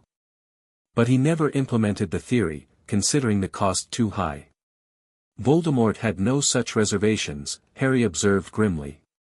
No, Wednesday agreed. And these records would have provided him the foundation for his experiments. The question is, how many did he create, and where are they now? Their research was interrupted by a sudden chill that swept through the cavern, extinguishing Wednesday's witch fire and plunging them into darkness. Harry felt his scar erupt in pain, more intense than anything since Kairos's attack. Wednesday, he gasped, clutching his forehead. Something's coming, something connected to him. Wednesday reacted instantly, grabbing Harry and pulling him behind one of the stone platforms. She recast her witch fire, keeping the flame small and concealed in her palm. Defensive position, she whispered. Whatever's coming likely detected your connection to the soul fragment. Harry drew his wand, ignoring the throbbing pain in his scar as he prepared the defensive spells Wednesday had drilled into him over months of training. They didn't wait long. A figure glided into the cavern from a different passage than the one they'd used, tall, wrapped in dark robes, moving with unnatural fluidity. The hood concealed its features, but an aura of wrongness surrounded it, causing the temperature to drop further as it approached the central pedestal. Not Kairos, Wednesday murmured, barely audible. Something else. Something not entirely present. The figure circled the empty pedestal, skeletal hands emerging from its robes to trace the same runes Wednesday had examined earlier. It made no sound, but Harry's scar burned in its presence, suggesting a connection to Voldemort. We need to leave, Wednesday decided. Whatever this entity is, confronting it directly would be unwise without more information. Harry nodded, willing to defer to her judgment despite his instinctive desire to face the threat. They began inching toward the original passage, staying low behind the stone platforms for cover. They had almost reached the exit when Harry's foot dislodged a small stone, sending it skittering across the cavern floor. The sound, magnified by the chamber's acoustics, echoed like a gunshot. The hooded figure whirled toward them, and Harry caught a glimpse of a face so pale and distorted it barely seemed human. Red eyes gleamed from sunken sockets, fixing directly on Harry with recognition and rage. "Potter," a voice hissed, not spoken aloud but somehow inside Harry's mind, transmitted through the connection in his scar. "The boy who lived, come to die." Pain exploded in Harry's head, driving him to his knees. Through the agony, he was dimly aware of Wednesday moving in front of him, her wand raised as she cast a spell unlike any he'd seen before, pure darkness that shot from her wand and formed a barrier between them and the approaching figure. "Interesting," the voice continued in Harry's mind. "The Addams which protects what is mine. How unfortunate for her." The figure raised a hand, and the darkness barrier shuddered under some invisible assault. Wednesday grimaced with effort, maintaining the shield while helping Harry to his feet. "We need to reach the passage," she said urgently. "The moonlight connection only lasts another few minutes. If we're not outside by then, we'll be trapped until tomorrow night." Harry fought through the pain, raising his own wand to reinforce Wednesday's barrier. Fire blossomed at the tip, not the controlled flames of his training exercises but wild, instinctive magic fueled by self-preservation. The fire merged with Wednesday's darkness, creating a swirling vortex that temporarily confused their attacker. "Run," Wednesday commanded, pulling Harry toward the passage. "Don't look back." They sprinted for the exit, the hooded figure's furious hiss echoing behind them. The passage seemed longer going up than it had coming down, the steep incline sapping their energy as they raced against time. Behind them, a cold presence pursued, not physically running, but somehow flowing through the passage like mist, gaining on them with each second. Almost there, Wednesday encouraged as moonlight became visible ahead. "Keep moving." They burst from the passage just as the moon began to slide behind clouds once more. Harry collapsed onto the grass outside, his scar still burning but the pain already beginning to fade with distance from their pursuer. Wednesday turned back to the cliff face, watching as the passage entrance began to shimmer and solidify. A pale hand emerged from the darkness within, reaching toward them, but too late. The opening sealed completely, leaving solid rock where moments before there had been a pathway. "That was him, wasn't it?" Harry asked, still breathing heavily. "Voldemort. Or some version of him?" "Not entirely," Wednesday replied, helping him to his feet. "More likely a manifestation created through possession, a temporary physical form using another's body. Limited, but dangerous." "He recognized me," Harry said, touching his scar. "Spoke inside my head." "The connection through your scar," Wednesday confirmed grimly. "It's growing stronger, just as I feared. Kairos's ritual may have failed, but it succeeded in activating the link between you and Voldemort." They made their way back to the car in silence, both processing what they'd encountered. Once inside, Wednesday extracted a small vial from her pack and handed it to Harry. "Drink this," she instructed. "It will help with the after effects of the mental intrusion." Harry downed the potion without question, immediate relief spreading through his head as the lingering pain subsided. "What do we do now?" he asked as Wednesday started the engine. "We adapt our strategy," she replied, her tone practical despite the night's dangers. "The encounter confirms our theory about Founder's objects being used as soul vessels. It also confirms Voldemort is actively seeking them, likely to reconsolidate his fragmented soul in preparation for full resurrection." "He's one step ahead of us," Harry observed. "If that was him at the cave, he already has whatever was stored there." "True," Wednesday acknowledged. "But the research we gathered provides new insight into the nature of these vessels. And our next destination may yield a Founder's object he hasn't yet claimed." "Where are we going?" "Godric's Hollow," Wednesday replied, her eyes fixed on the dark road ahead. "Where your parents lived, and died." Kairos's ritual focused on that moment for a reason. Something there connected to Godric Gryffindor might have the resonance we need to create our own vessel for extracting the fragment from your scar. Harry fell silent, absorbing this information. Visiting his parents' final resting place had never occurred to him as a possibility during his years with the Dursleys. Now, It seemed both necessary and impossibly significant. "Will it be safe?" he asked finally. "Unlikely," Wednesday replied with her characteristic honesty. "But necessary nonetheless. Besides, we have an advantage Voldemort doesn't." "What's that?" The corner of Wednesday's mouth twitched in what might have been a smile. "He underestimates you, Harry. And he has no concept of what it means to have an Addams as your mentor." Despite the gravity of their situation, Harry felt a surge of confidence at her words. 8 months ago, he'd been a frightened boy in a cupboard. Now, he was facing dangers alongside one of the most formidable witches he'd ever encountered, and holding his own. Whatever awaited them at Godric's Hollow, he would face it with the skills Wednesday had taught him and the determination that had kept him alive in the Dursleys' care for 10 long years.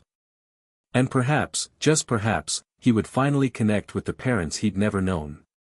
Godric's Hollow appeared at first glance to be a perfectly ordinary village: thatched cottages, a small church with an adjacent cemetery, a village square with a war memorial at its center. But as Wednesday parked their car on the outskirts, Harry could feel the difference immediately.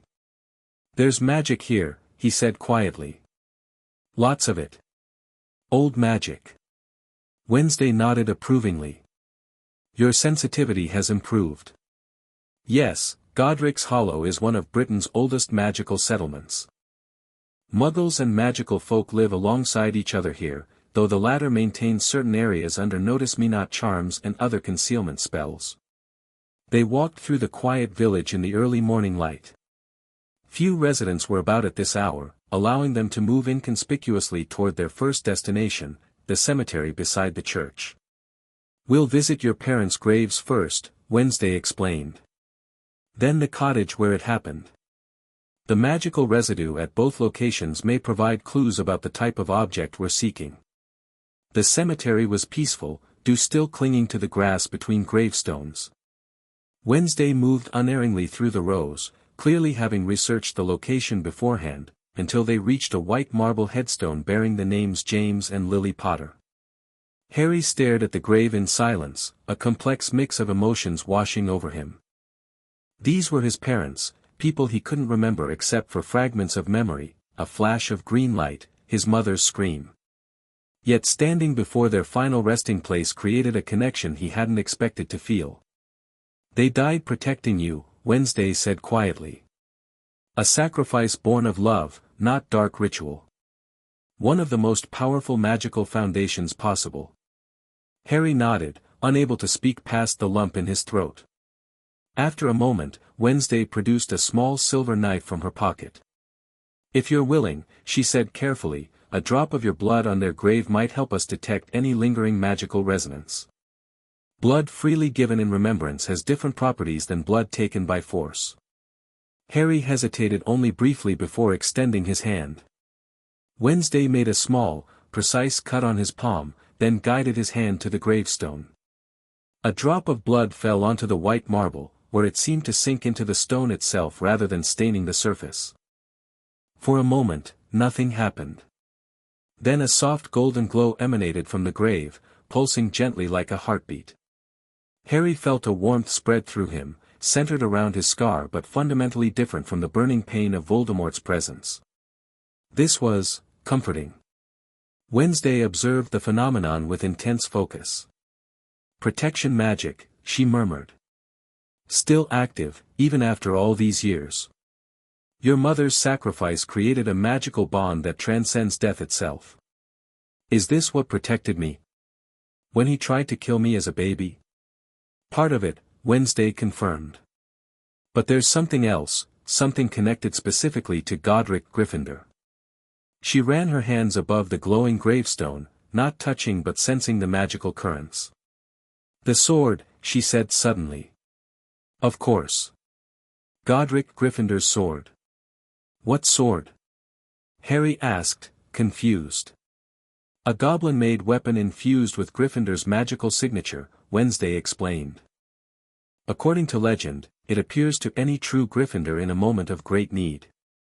Your father was a direct descendant of Godric Gryffindor. He may have called upon the sword that night. But it didn't save them," Harry said sadly.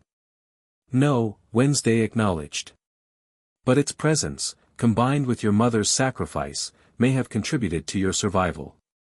And more importantly for our purposes, it might be exactly the vessel we need, goblin-forged metal with a direct connection to the founders. So we need to find this sword? Harry asked. Where would it be now? According to historical records, the sword returns to Hogwarts between manifestations, Wednesday replied. Specifically, to the headmaster's office. Which means Dumbledore has it, Harry concluded. Do you think he'd let us use it to remove the fragment from my scar? That, Wednesday said dryly, would depend on how much Dumbledore truly knows about your scar and how much he's willing to reveal. But we're getting ahead of ourselves. Let's examine the cottage first. They left the cemetery, Wednesday pausing briefly at another gravestone bearing the name Ignotus Peverell, before continuing toward the edge of the village. As they walked, Harry noticed more magical residences, cottages with certain telltale signs that Wednesday had taught him to recognize, chimney smoke that moved against the wind, gardens containing plants no muggle would cultivate, protective symbols subtly incorporated into door frames. They turned a corner, and Harry stopped short. Ahead of them stood a cottage in ruins, one side of the upper floor blown apart, the roof partially collapsed. Ivy had grown over much of the structure in the intervening years, but the destruction remained clearly visible. My parents' house, he whispered. Yes, Wednesday confirmed quietly. Left as a memorial after that night. As they approached, Harry noticed that muggles walking past seemed not to see the ruined cottage at all, their eyes sliding from the house on the left to the house on the right as if nothing existed between them. Muggle-repelling charms, Wednesday explained, following his gaze. And historical preservation spells to maintain the ruins in their current state. A small sign had risen from the ground in front of the gate, a plaque bearing a message about the Potter's sacrifice and Harry's survival. Graffiti had been added around the edges, messages of support and thanks to the boy who lived, from witches and wizards who had visited the site over the years. Harry approached the gate cautiously, half expecting some kind of barrier, but his hand passed through easily. We can go in. The wards recognize you, Wednesday confirmed. Blood connection to the property's owners. They walked up the overgrown path to the front door, which hung askew on broken hinges. The interior was a time capsule of that fateful Halloween night, furniture covered in dust and debris, personal possessions still scattered where they had fallen during the attack. Harry moved through the ruined home in a daze, touching objects that had belonged to his parents, his father's abandoned wand on a side table, a witch's hat hanging on a hook by the door, wizarding photographs showing a young couple with a baby, all smiling and waving from their frames. Wednesday allowed him this exploration, watching quietly but remaining alert for any magical anomalies. When Harry eventually made his way toward the stairs, she followed more cautiously. The nursery would have been upstairs, she said. Where it happened. The magical residue will be strongest there. The staircase creaked ominously but held their weight. The upper floor was more heavily damaged, with the roof partially open to the sky in places. Harry moved unerringly toward a particular door at the end of the hallway, drawn by some instinct he couldn't explain. The nursery was immediately recognizable despite the destruction. A crib stood against one wall, miraculously intact despite the blast that had torn away part of the outer wall. Toys lay scattered across the floor, a stuffed dragon, miniature broomstick, colorful blocks that occasionally shifted position of their own accord despite being covered in 15 years of dust. This is where she died, Harry said softly. Where she stood between him and me. Yes, Wednesday confirmed. The magical signature is unmistakable. Indeed, even Harry could sense it, a lingering energy that permeated the room, strongest near the crib where he must have been standing when Voldemort cast the killing curse. His scar tingled, not painfully but with awareness, as if recognizing the place where it had been created. Wednesday moved methodically around the room, occasionally stopping to examine areas of particular magical intensity. When she reached the crib, she paused, her attention caught by something wedged between the mattress and frame. Carefully, she extracted a small object, a golden snitch, tarnished with age but still faintly vibrating with magical energy. "Your father's, perhaps," she said, handing it to Harry. Quidditch was a particular passion of his, according to Professor Snape. Harry took the snitch, surprised when it seemed to warm in his hand. A thin seam appeared around its circumference, as if the sphere were designed to open, though no obvious mechanism presented itself. "It's trying to open," he said, showing Wednesday the seam.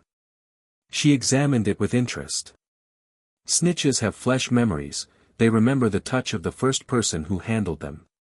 "If this was your father's, it would recognize you as his son." "But it's not opening completely," Harry observed, turning the small golden ball in his hands. "Perhaps it requires specific conditions," Wednesday suggested. "Or a password. Keep it safe, it may prove useful." They continued exploring the nursery, Wednesday collecting samples of residual magic in small vials for later analysis. Harry found himself drawn to a scorch mark on the floor near the crib, a roughly human-shaped blackening of the wooden boards. "Is this where," he began. "Where Voldemort's body was destroyed when the killing curse rebounded," Wednesday confirmed. "The magical backlash would have been extraordinary." Harry knelt beside the mark, his scar prickling as he reached toward it. Before his fingers could make contact, Wednesday caught his wrist. "Careful," she warned. "Direct contact with residual death magic could trigger the connection through your scar." Harry nodded, withdrawing his hand. As he stood, something caught his eye, a glint of red beneath a fallen roof beam near the window. He pointed it out to Wednesday, who carefully levitated the heavy beam aside. Beneath it lay a small ruby, roughly the size of a marble, partially embedded in the floor as if driven there by tremendous force. "That doesn't look like a normal gemstone," Harry observed as Wednesday carefully extracted it from the wood. "It's not," she agreed, examining the ruby with evident interest. "This is dragon's blood crystallized through magical means, extremely rare and powerfully magical. And if I'm not mistaken." She held the gem up to the light streaming through the damaged roof. "This particular specimen bears Godric Gryffindor's magical signature." "From the sword?" Harry asked, excitement building. "A piece that broke off during the attack?"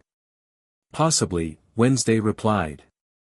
"The sword is goblin-made, designed to be indestructible, but the magical energies released that night were unprecedented. This could be exactly what we've been seeking, a direct connection to both Gryffindor and the moment your scar was created." She carefully placed the ruby in a small silver box, which she then sealed with a drop of wax from a black candle produced from her pocket. "This will contain its magical signature until we're ready to use it." Their exploration complete, they made their way back downstairs. As they reached the front door, Harry paused, looking back at what remained of his first home. "I wish I could remember them," he said quietly. "Even just a little." Wednesday regarded him thoughtfully.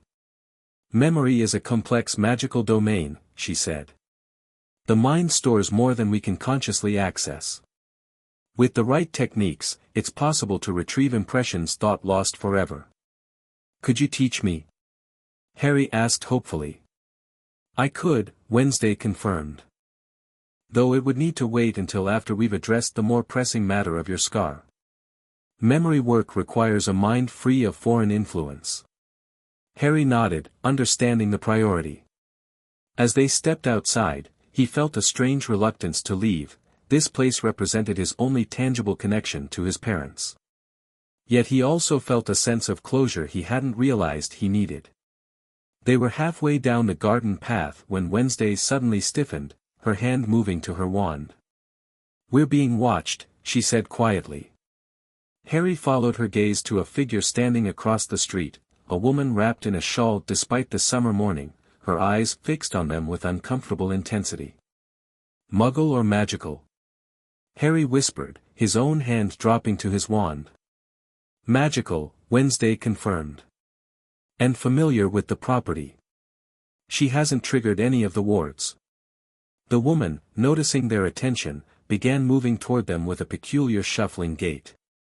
As she drew nearer, Harry could see she was elderly, her face deeply lined and her eyes slightly unfocused. "Potter," she croaked as she reached the gate. "You've returned to the scene."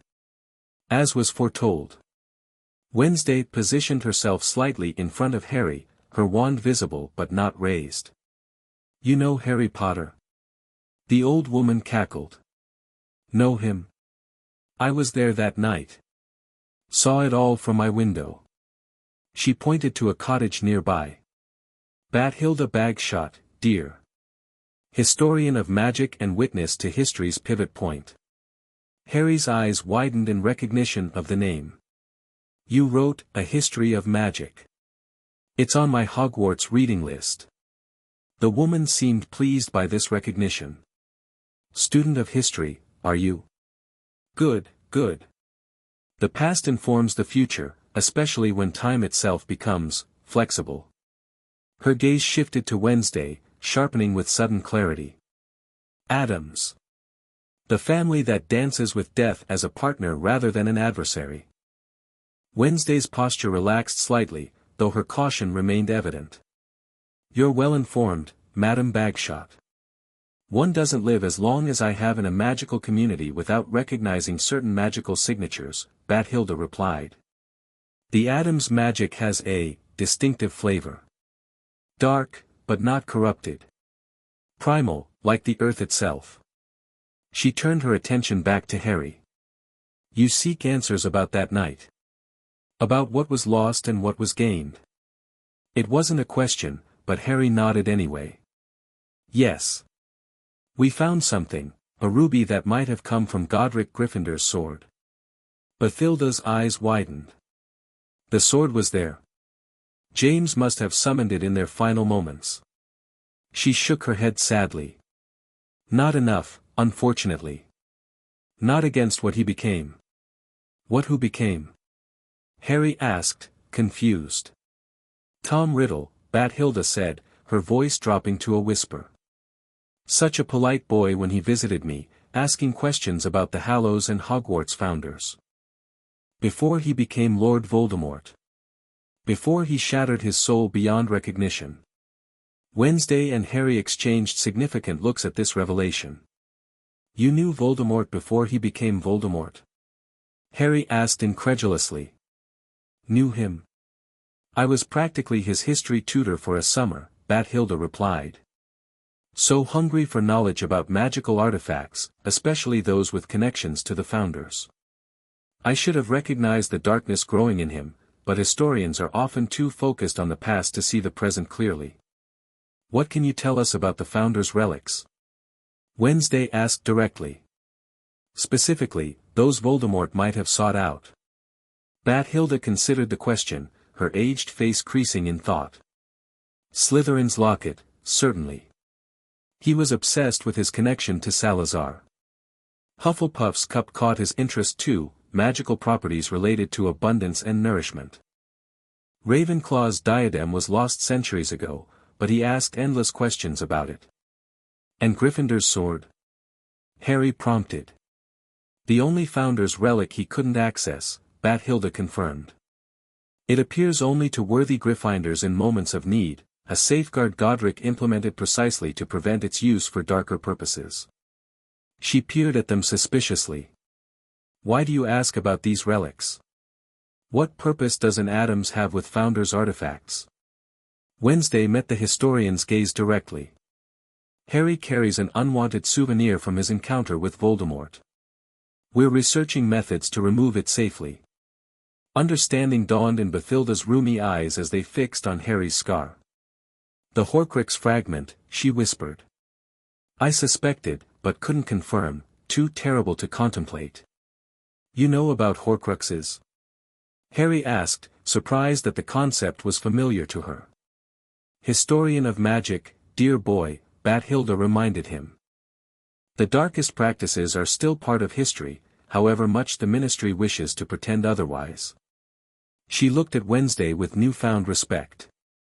"And you've identified it correctly. Most impressive for one so young. The Addams family library contains texts on soul magic dating back to ancient Egypt," Wednesday explained simply. Recognition was straightforward once I understood what I was seeing. Bathilda nodded thoughtfully. The ruby you found may indeed help.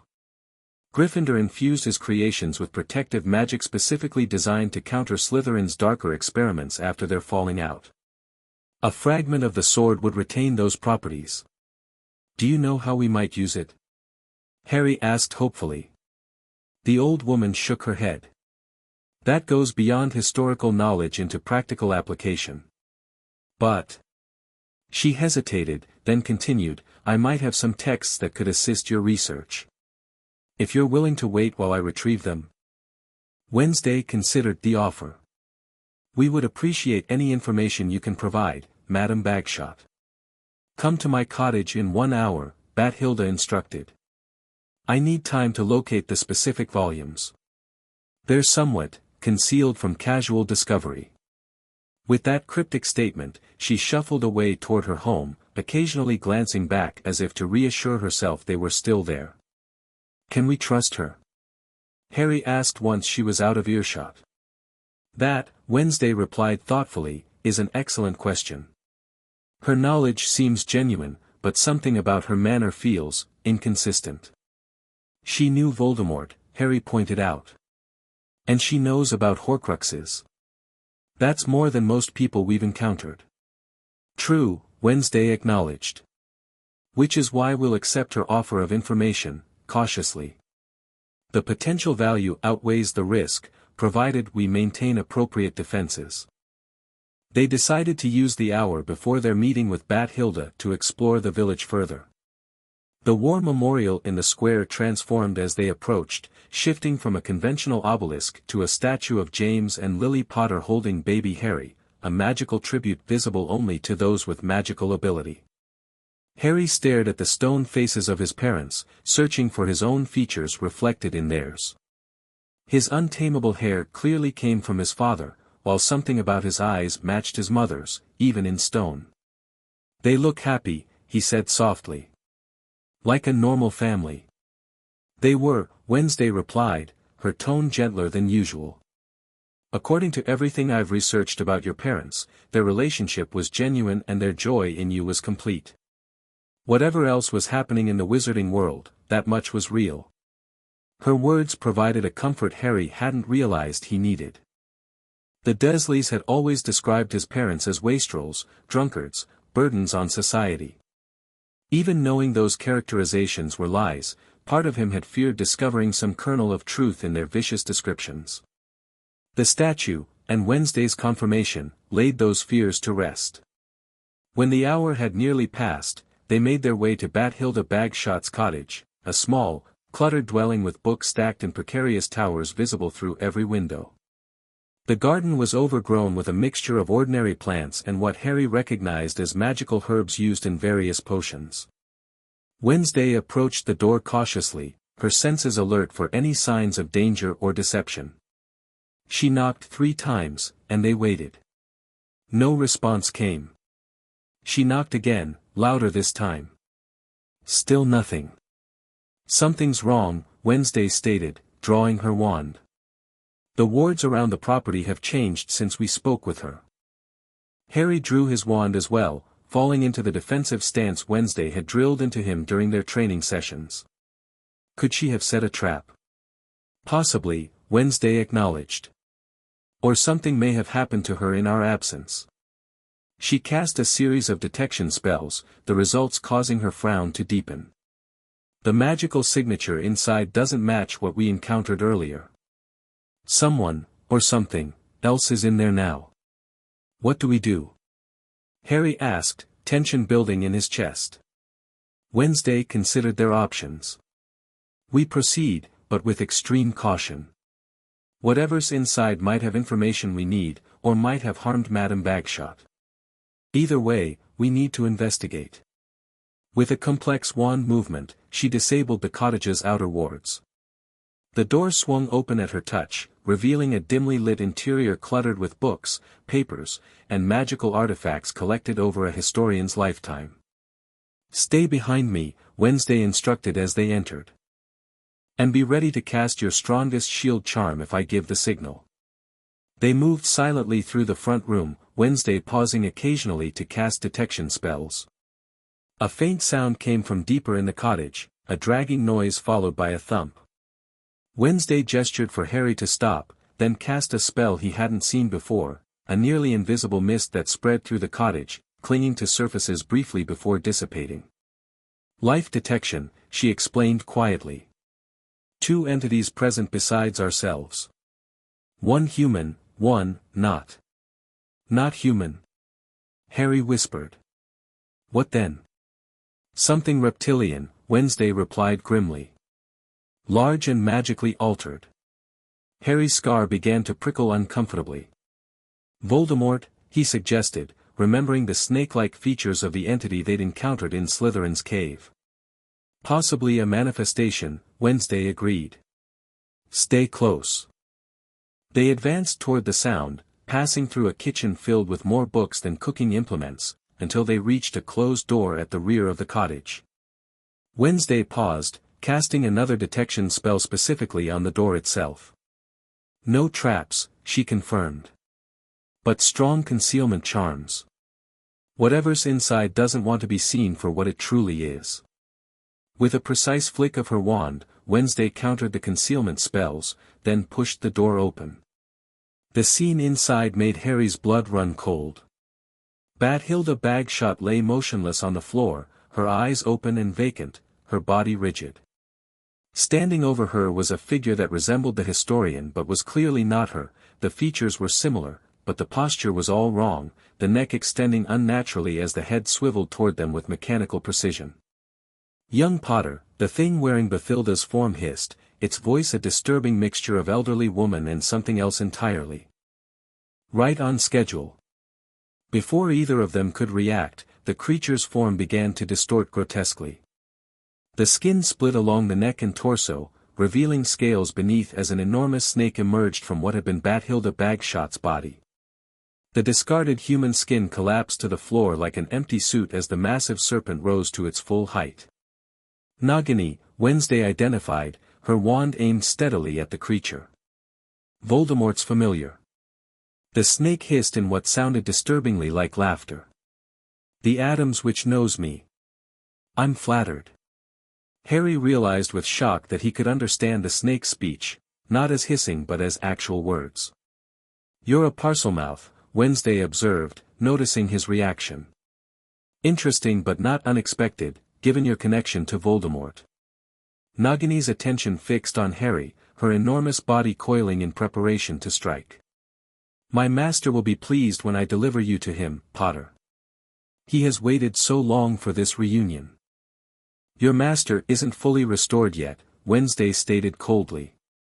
Otherwise he'd be here himself instead of sending his pet. The snake's eyes narrowed with rage. I am more than pet. I am vessel and guardian. Part of the master himself. The words sent a jolt of understanding through Harry. She's a Horcrux, he said to Wednesday. Another soul container. Wednesday nodded almost imperceptibly, her focus never leaving the giant serpent. That explains the unusual intelligence and speech capabilities.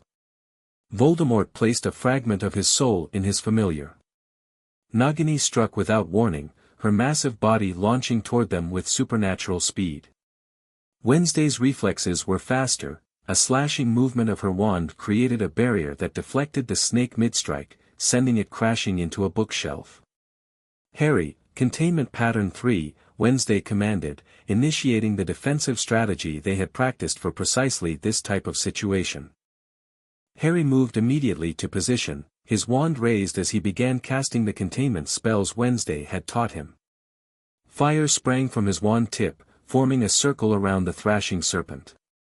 Not ordinary flames, but the specialized blue fire that Wednesday had helped him develop specifically for magical creatures, flames that burned magic rather than flesh. Nagini screamed in rage as the flames rose higher, creating a barrier she couldn't cross. The snake's body writhed within the circle, her massive head swinging toward Wednesday with hatred in her reptilian eyes. You cannot destroy me, she hissed. I am protected by magic beyond your understanding. On the contrary, Wednesday replied calmly, I understand Horcruxes quite well. They're remarkably resistant to conventional damage but vulnerable to certain specific forces, basilisk venom, fiend fire, goblin-forged weapons imbued with similar substances. As she spoke, Wednesday reached into her pocket and withdrew the small silver box containing the ruby they had found in Harry's nursery. Fortunately, we may have something equally effective. Harry maintained the flame circle with effort, sweat beading on his forehead as Nagini repeatedly tested the barrier, searching for weaknesses. Wednesday, he called urgently, I can't hold this much longer. You won't need to, she assured him, opening the box and extracting the ruby. It glowed with inner light as she held it up, pulsing like a tiny heart. Gryffindor's magic against Slytherin's creation, Wednesday murmured. A fitting symmetry. With precise movements, she affixed the ruby to the tip of her wand using a complex binding spell. The gemstone adhered as if it had always been part of the wand, its glow intensifying. Harry, on my mark, drop the flame barrier and shield yourself, Wednesday instructed. I'll have only one chance at this. Harry nodded, gathering his remaining magical energy for a powerful shield charm. Nagini seemed to sense what was coming, her attempts to break the flame circle becoming more frantic. Now! Wednesday commanded. Harry released the flames and instantly cast his strongest shield charm, enveloping himself in a protective bubble. Wednesday moved with fluid grace, driving her ruby-tipped wand directly at the lunging serpent. The gemstone made contact with Nagini's scales, and a blinding flash of golden light filled the room. A sound like no other Harry had ever heard erupted from the snake, a scream that seemed to come from two throats simultaneously, the serpent's hiss overlaid with something more human and infinitely more terrified. Black smoke poured from the wound where the ruby had made contact, forming a grotesque face in the air that shrieked in agony before dissipating into nothingness. Nagini's massive body thrashed in death throes, knocking over furniture and sending books flying across the room. Then, with a final shudder, the enormous snake went still. Wednesday didn't lower her wand until she was certain the threat had passed. When she finally turned to Harry, her expression was one of grim satisfaction. Horcrux destroyed, she confirmed. The ruby worked exactly as theorized. Gryffindor's magic specifically counters Slytherin's darkest creations. Harry let his shield charm dissipate, his legs suddenly weak as the adrenaline began to fade. Is Bathilda? Wednesday knelt beside the historian's body, checking for any signs of life. After a moment, she shook her head. Dead for several days, I suspect. The snake was wearing her skin like a disguise, a dark form of necromancy that allows possession of a corpse. Harry felt sick at the thought. So when we met her earlier. We met Nagini, using Bathilda's body and memories to lure us back here, Wednesday confirmed. An elaborate trap set by Voldemort, or whatever partial manifestation of him is currently active. She carefully extracted the ruby from her wand, returning it to the silver box. This is even more valuable than we initially thought. If it can destroy a Horcrux, it might be capable of extracting the fragment from your scar without harming you. But we need to test it first, Harry guessed, touching his scar nervously. Precisely, Wednesday agreed. We need a controlled environment and proper preparations before attempting extraction from a living host. The manor's ritual room would be ideal. She turned her attention to the bookshelves lining the room, scanning the titles with practiced efficiency. We should also see if Madame Bagshot truly did have texts that could assist us. The snake's trap suggests there might be something valuable here. They searched the cottage quickly but thoroughly, mindful that the magical disturbance of destroying the Horcrux might attract unwanted attention. Wednesday located several promising volumes hidden behind a false panel in Bathilda's study, ancient texts on soul magic, founders' artifacts, and ritual creation. These will help refine our approach, she said, shrinking the books and storing them in her bag. But we should leave immediately. The magical backlash from destroying the Horcrux will have been detected by anyone monitoring for Voldemort's magical signature. What about Bathilda? Harry asked, glancing at the historian's body. We can't just leave her like this. Wednesday considered the ethical dilemma. Anonymous notification to the magical authorities would be appropriate. They should know what happened here, but our direct involvement would raise too many questions.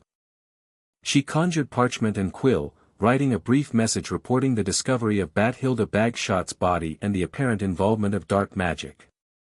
The note, addressed to the Department of Magical Law Enforcement, contained no signature or identifying information. This will be delivered automatically once we're safely away, Wednesday explained, enchanting the parchment with a delayed sending spell. Now we need to return to the manor and prepare for the extraction ritual. They left the cottage quietly, Wednesday resetting the wards to prevent immediate discovery of the scene within. Harry cast a final glance at the small house as they departed, saddened that their quest for knowledge had led to the discovery of such tragedy. We're making progress, Harry, Wednesday said, noting his solemn expression. Destroying one of Voldemort's Horcruxes weakens him significantly. And the ruby has proven its effectiveness against his soul magic. Harry nodded, drawing strength from her practical assessment. How many Horcruxes do you think he made? Based on my research into magical numerology and what we now know of Voldemort's obsession with magical significance, 7 would be the most likely number, 6 deliberate divisions plus the main soul piece. And we've destroyed 1, Harry calculated. Plus whatever was in the nursery that night, his main body was destroyed then. That leaves 5 fragments, Wednesday confirmed. Your scar contains 1, and we know Kairos was searching for others, likely using Founder's artifacts as vessels. Before Hogwarts starts, Harry said with sudden determination, I want this thing out of my head. Wednesday nodded. That's precisely my intention. With the ruby and the information from Madame Bagshot's books, we should be able to attempt the extraction ritual within the week. As they drove away from Godric's Hollow, Harry felt a complex mixture of emotions, grief for Bathilda, determination regarding his scar, and a surprising sense of progress despite the dangers they'd encountered. For the first time since learning about the fragment in his scar, he felt genuine hope that he might soon be free of Voldemort's unwelcome presence.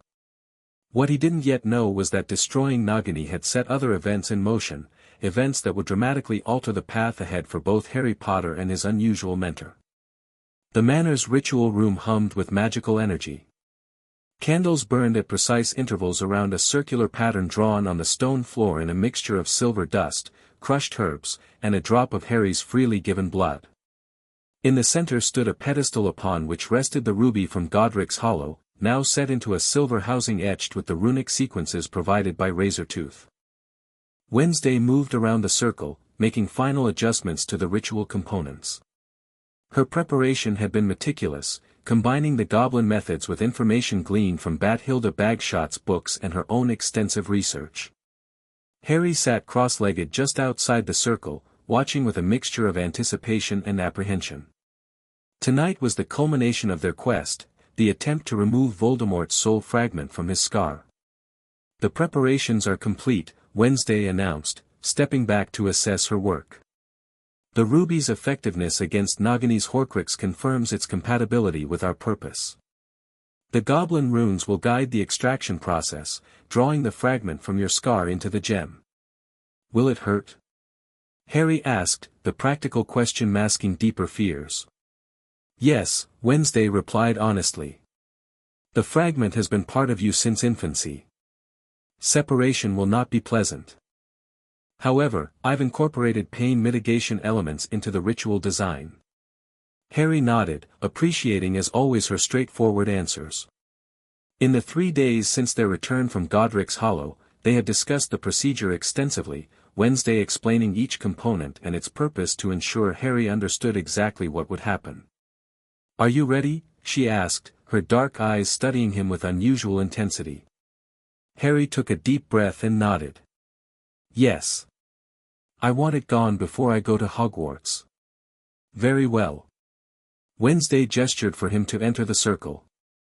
Sit in the center, directly in front of the pedestal. The ruby should be at eye level with your scar. Harry followed her instructions, settling into position. The moment he crossed the boundary of the ritual circle, he felt a change in the air around him, a heaviness, as if the atmosphere itself had become more substantial. "The circle is now sealed," Wednesday explained, taking her position at the edge. "Nothing can enter or leave until the ritual is complete or deliberately terminated." She began the incantation, not in Latin like many wizarding spells, but in something older and more guttural that Harry recognized as gobbledygook, the Goblin language. The silver dust in the circle began to glow, creating a luminous boundary that rose into the air like a cylindrical wall around Harry. The ruby on the pedestal responded to Wednesday's words, its inner light pulsing in rhythm with the chant. Harry felt his scar begin to tingle, then burn as the magic of the ritual took effect. The sensation wasn't the sharp pain he associated with Voldemort's presence, but something deeper and more pervasive, as if something buried within him was being slowly pulled toward the surface. Wednesday's chanting intensified, her voice taking on resonant qualities that seemed impossibly deep for her slender frame. The candles around the circle flared higher, their flames turning from yellow-orange to deep crimson. The pain in Harry's scar increased dramatically. He gritted his teeth, determined not to cry out, focusing on Wednesday's voice as an anchor against the rising tide of agony. The burning sensation spread from his scar throughout his head, as if tendrils of fire were wrapped around his brain, resistant to being dislodged. "Fight it, Harry," Wednesday instructed during a brief pause in the chant. "The fragment will resist extraction. Your will against its." Harry nodded, sweat pouring down his face as he mentally pushed against the invading presence. For the first time, he could feel the foreign nature of what resided in his scar, a malevolent awareness that had been dormant for most of his life but now fought desperately for continued existence. The ruby's glow intensified, becoming almost blinding as it responded to the ritual's magic. A thin tendril of black smoke began to emerge from Harry's scar, drawn toward the gemstone like iron to a magnet. The pain redoubled as the extraction began in earnest, causing Harry to cry out despite his best efforts. Wednesday's chanting never faltered, though her eyes remained fixed on Harry with a concentration that bordered on ferocity. The black smoke continued to flow from his scar, forming a writhing snake-like shape in the air between Harry and the ruby. Just as it seemed the extraction would complete successfully, something unexpected happened. The manor shuddered, its foundations trembling as if struck by an earthquake. The candles flickered, and the silver boundary wavered momentarily. "What's happening?" Harry gasped through the pain. "Something's interfering with the ritual," Wednesday replied tersely between chanted phrases. "External magical pressure against the manor's wards." Another, more violent tremor shook the room. Several candles toppled, breaking the precisely calculated arrangement. The silver boundary flickered dangerously. "The ritual is destabilizing," Wednesday observed, her voice taut with concentration. "We have minutes at most before the circle fails." "Keep going," Harry urged, despite the excruciating pain. "We may not get another chance before Hogwarts." Wednesday nodded sharply, her chanting increasing in speed and intensity. The black smoke extraction accelerated, more soul fragment pulling free from Harry's scar with each passing second. The ruby seemed to drink in the darkness, its red glow taking on an ominous purple tinge as it absorbed the corrupted energy. A third tremor, stronger than the previous two, rocked the manor. Cracks appeared in the stone floor, breaking the silver dust pattern in several places. The ritual boundary collapsed with a sound like shattering glass. "No." Wednesday's voice rang out, her concentration broken at the critical moment. The extraction was nearly complete, a final tendril of black smoke still connected Harry's scar to the mass hovering above the ruby.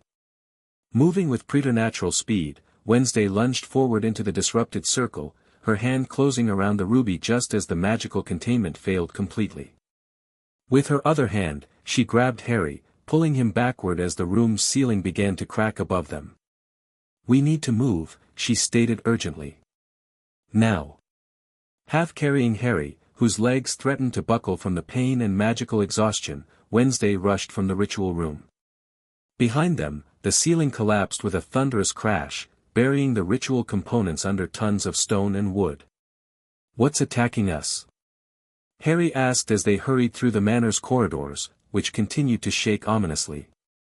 Not what, Wednesday corrected grimly. Who? The temporal distortion from Kairos's failed ritual has destabilized further. Someone is attempting to exploit the weakness in reality around the manor. They reached the entrance hall just as the front doors burst open with explosive force. Framed in the doorway stood a tall, gaunt figure that Harry recognized from their encounter in Slytherin's cave, the incomplete manifestation of Voldemort, more substantial now but still not fully corporeal. Beside him stood a familiar face, Kairos Lestrange, or what remained of him. The temporal researcher appeared significantly altered from their last encounter. His body flickered occasionally, parts of him temporarily disappearing or aging rapidly before returning to normal. His eyes glowed with unnatural blue light, and the air around him shimmered with distortion. Miss Addams, Kairos greeted, his voice echoing strangely as if coming from multiple points in time simultaneously. How inconsiderate of you to begin the extraction without inviting us. My master has a vested interest in that particular soul fragment. Wednesday positioned herself in front of Harry, the ruby clutched in one hand and her wand in the other. Your master is barely manifested, she observed coldly. And you appear to be experiencing significant temporal degradation, Kairos. Not exactly a position of strength from which to make demands. The shadowy figure beside Kairos hissed with rage, red eyes fixing on Harry with malevolent intensity. The boy is mine, a voice rasped, the same voice Harry had heard in his mind. As is the fragment he carries. Correction, Wednesday replied. The fragment is now contained. She held up the ruby, which pulsed with dark energy within its crystalline structure. Not completely, unfortunately, thanks to your untimely interruption, but significantly diminished. Harry touched his scar, realizing with shock that the constant background presence he'd grown so accustomed to had indeed decreased dramatically. The extraction hadn't been complete, but substantial progress had been made before the ritual's disruption. Voldemort's partial manifestation screamed with rage, a sound that seemed to come from everywhere and nowhere simultaneously. The manor shook again, paintings falling from walls and chandeliers swaying dangerously. The fragment is useless to you without the others, Kairos stated, advancing into the hall with unnatural movements, his form briefly splitting into multiple overlapping images before reconsolidating. My master knows you've been hunting them. Knows you destroyed Nagini. Then he knows we're fully capable of destroying this fragment as well, Wednesday countered, her wand never wavering. Unless you have a compelling reason why we shouldn't, I suggest you depart before this conversation becomes significantly less civil. Kairos laughed, the sound fracturing into temporal echoes. Oh, we have leverage, Miss Addams. More than you realize. He gestured, and the air behind him shimmered. A figure appeared, Professor Snape, bound in glowing blue chains that seemed to phase in and out of reality.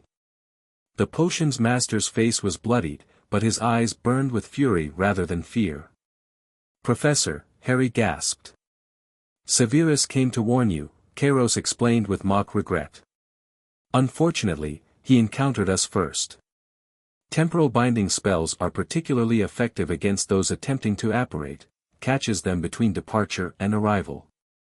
Most unpleasant. And what do you propose? Wednesday asked, her voice betraying no emotion despite the clear escalation of threat. A trade? The fragment for Professor Snape? Precisely, Voldemort's raspy voice confirmed. The ruby for Severus. A fair exchange. Snape's eyes met Wednesday's, and a message seemed to pass between them. The potion's master gave an almost imperceptible shake of his head. Don't, he managed to say before the temporal chains constricted, cutting off his voice. Wednesday considered the situation with calculating precision. The fragment is incomplete, she stated. Your interruption prevented full extraction. It's of limited use to either of us in its current state. Then perhaps we can reach a more comprehensive arrangement, Kairos suggested, his form stabilizing momentarily. You clearly have knowledge of Horcruxes and methods to counter them. My master could benefit from such expertise. You propose an alliance? Wednesday asked, skepticism evident in her tone. A temporary convergence of interests, Kairos clarified. You wish to remove the fragment from young Potter. We wish to consolidate the Dark Lord's soul pieces for his complete restoration. Our methods could complement each other. Harry looked at Wednesday in alarm, unable to believe she would even consider such an offer. To his relief, her expression remained coldly dismissive. Your proposal lacks certain critical details, she replied. Primarily, why we would assist in restoring someone who has twice attempted to kill my apprentice. Voldemort's shadowy form moved closer, its movements jerky and unnatural. The boy need not be an enemy, the raspy voice offered. His power is considerable. Under proper guidance, he could achieve greatness beyond ordinary wizard's comprehension. I already have proper guidance, Harry stated firmly, stepping up beside Wednesday despite her earlier protective positioning. And I'm not interested in your version of greatness. Kairos sighed, the sound distorting into multiple overlapping echoes. Such limited vision. Very well, if persuasion fails, perhaps demonstration will prove more effective. He made a complex gesture, and the temporal chains around Snape tightened. The professor's body began to age rapidly, his hair whitening and skin wrinkling before their eyes. Then, just as suddenly, he reverted to his normal appearance before beginning to age again. Fascinating effect, isn't it? Kairos observed casually. Cycling someone through their own timeline repeatedly. Eventually, the physical form simply gives out. Unable to withstand the temporal stress. Stop, Harry demanded, his hand tightening on his wand. Let him go. The ruby, Mr. Potter, Kairos replied calmly. Place it on the floor and step back. Then Professor Snape goes free. Wednesday's expression hadn't changed, but Harry could sense her rapidly calculating options. The situation had deteriorated beyond simple combat, Snape's life hung in the balance, and the manor itself continued to shudder with increasing instability.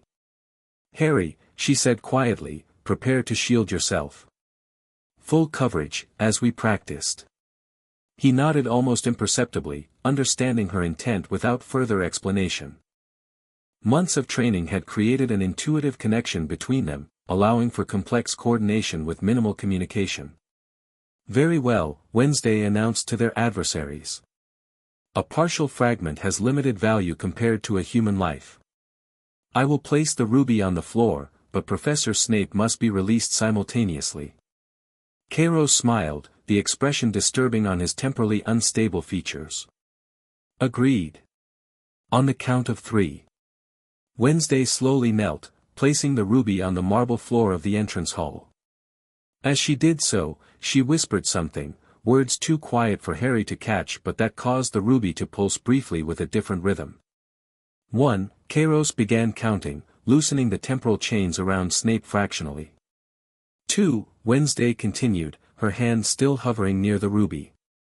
3. They concluded simultaneously. Several things happened in rapid succession. The temporal chains around Snape dissolved completely, dropping the potion's master to the floor. At the exact same moment, Wednesday touched the ruby once more, triggering whatever spell she had whispered earlier. The gemstone exploded with blinding light, not breaking but releasing a pulse of energy that rippled outward like a shockwave. Shield, Harry. Wednesday commanded, throwing up her own magical barrier as the pulse expanded. Harry cast the most powerful shield charm he'd ever attempted, encasing himself in a protective bubble just as the energy wave reached their position. The light seemed to pass through their shields without resistance, but when it contacted Voldemort's shadowy form and Kairos's unstable body, the effect was dramatic. Voldemort's manifestation screeched in agony, the shadowy substance of his incomplete form dispersing like smoke in a high wind. Kairos's temporal instability increased exponentially, his body cycling through different ages and states so rapidly that he appeared as nothing more than a blur of human shapes. What have you done? Kairos screamed, his voice splitting into dozens of overlapping versions of itself. Gryffindor's magic amplified through Goblin runes, Wednesday explained calmly. Specifically calibrated against soul fragmentation and temporal manipulation. 2 birds, 1 stone. She moved forward with purposeful strides, retrieving the still glowing ruby from the floor. The fragment remains contained, but its energy has been repurposed. Quite efficiently, I might add. Kairos struggled to maintain physical cohesion, portions of his body continuing to shift between different temporal states. This changes nothing, he snarled through gritted teeth. The master has other resources, other followers. What was taken from the cave is already being prepared. Slytherin's locket, Wednesday surmised. Another Horcrux. One of many, Kairos confirmed with malicious satisfaction despite his deteriorating condition. You cannot find them all before he returns fully. Wednesday regarded him with clinical detachment. Perhaps not. But we've made an excellent start, wouldn't you agree? With a final cry of rage, Kairos's form destabilized completely. Unlike his previous disappearance into the temporal vortex, this dissolution appeared more permanent, his physical substance breaking down into particles that faded from visibility entirely. Voldemort's shadowy manifestation had already retreated, wisps of darkness fleeing through the open doorway into the night beyond. The immediate threat neutralized, Wednesday turned her attention to Snape, who remained on the floor, breathing heavily but apparently free from the temporal chain's effects. "Professor," she acknowledged, helping him to his feet. "Your timing, while not ideal, was certainly dramatic." Snape straightened, his dignity reasserting itself despite his disheveled appearance. "Dumbledore received intelligence that the Lestrange cousin had been seen near Godric's Hollow shortly after your visit. I came to warn you of possible pursuit. And encountered them directly," Wednesday concluded. "Unfortunate, but ultimately informative. We now know Voldemort is actively consolidating his Horcruxes, likely in preparation for a full resurrection attempt." Harry approached cautiously, still processing the rapid sequence of events. "Is it over?" he asked, glancing at the doorway through which Voldemort's manifestation had fled. "For now," Wednesday confirmed. Though Kairos's dissolution suggests a more permanent resolution to his particular threat. Temporal magic has natural limits that cannot be exceeded without consequence. And the fragment? Harry touched his scar, which now felt different, lighter somehow, as if a weight he'd carried so long he'd stopped noticing it had been partially lifted. "Partially extracted and contained," Wednesday replied, holding up the ruby, which continued to pulse with dark energy. "Not complete, unfortunately, but significantly diminished. You should experience less direct connection to Voldemort as a result." Snape's eyes fixed on the ruby with evident interest. "You've succeeded in removing a portion of the Dark Lord's soul from Potter's scar. Without harming the boy.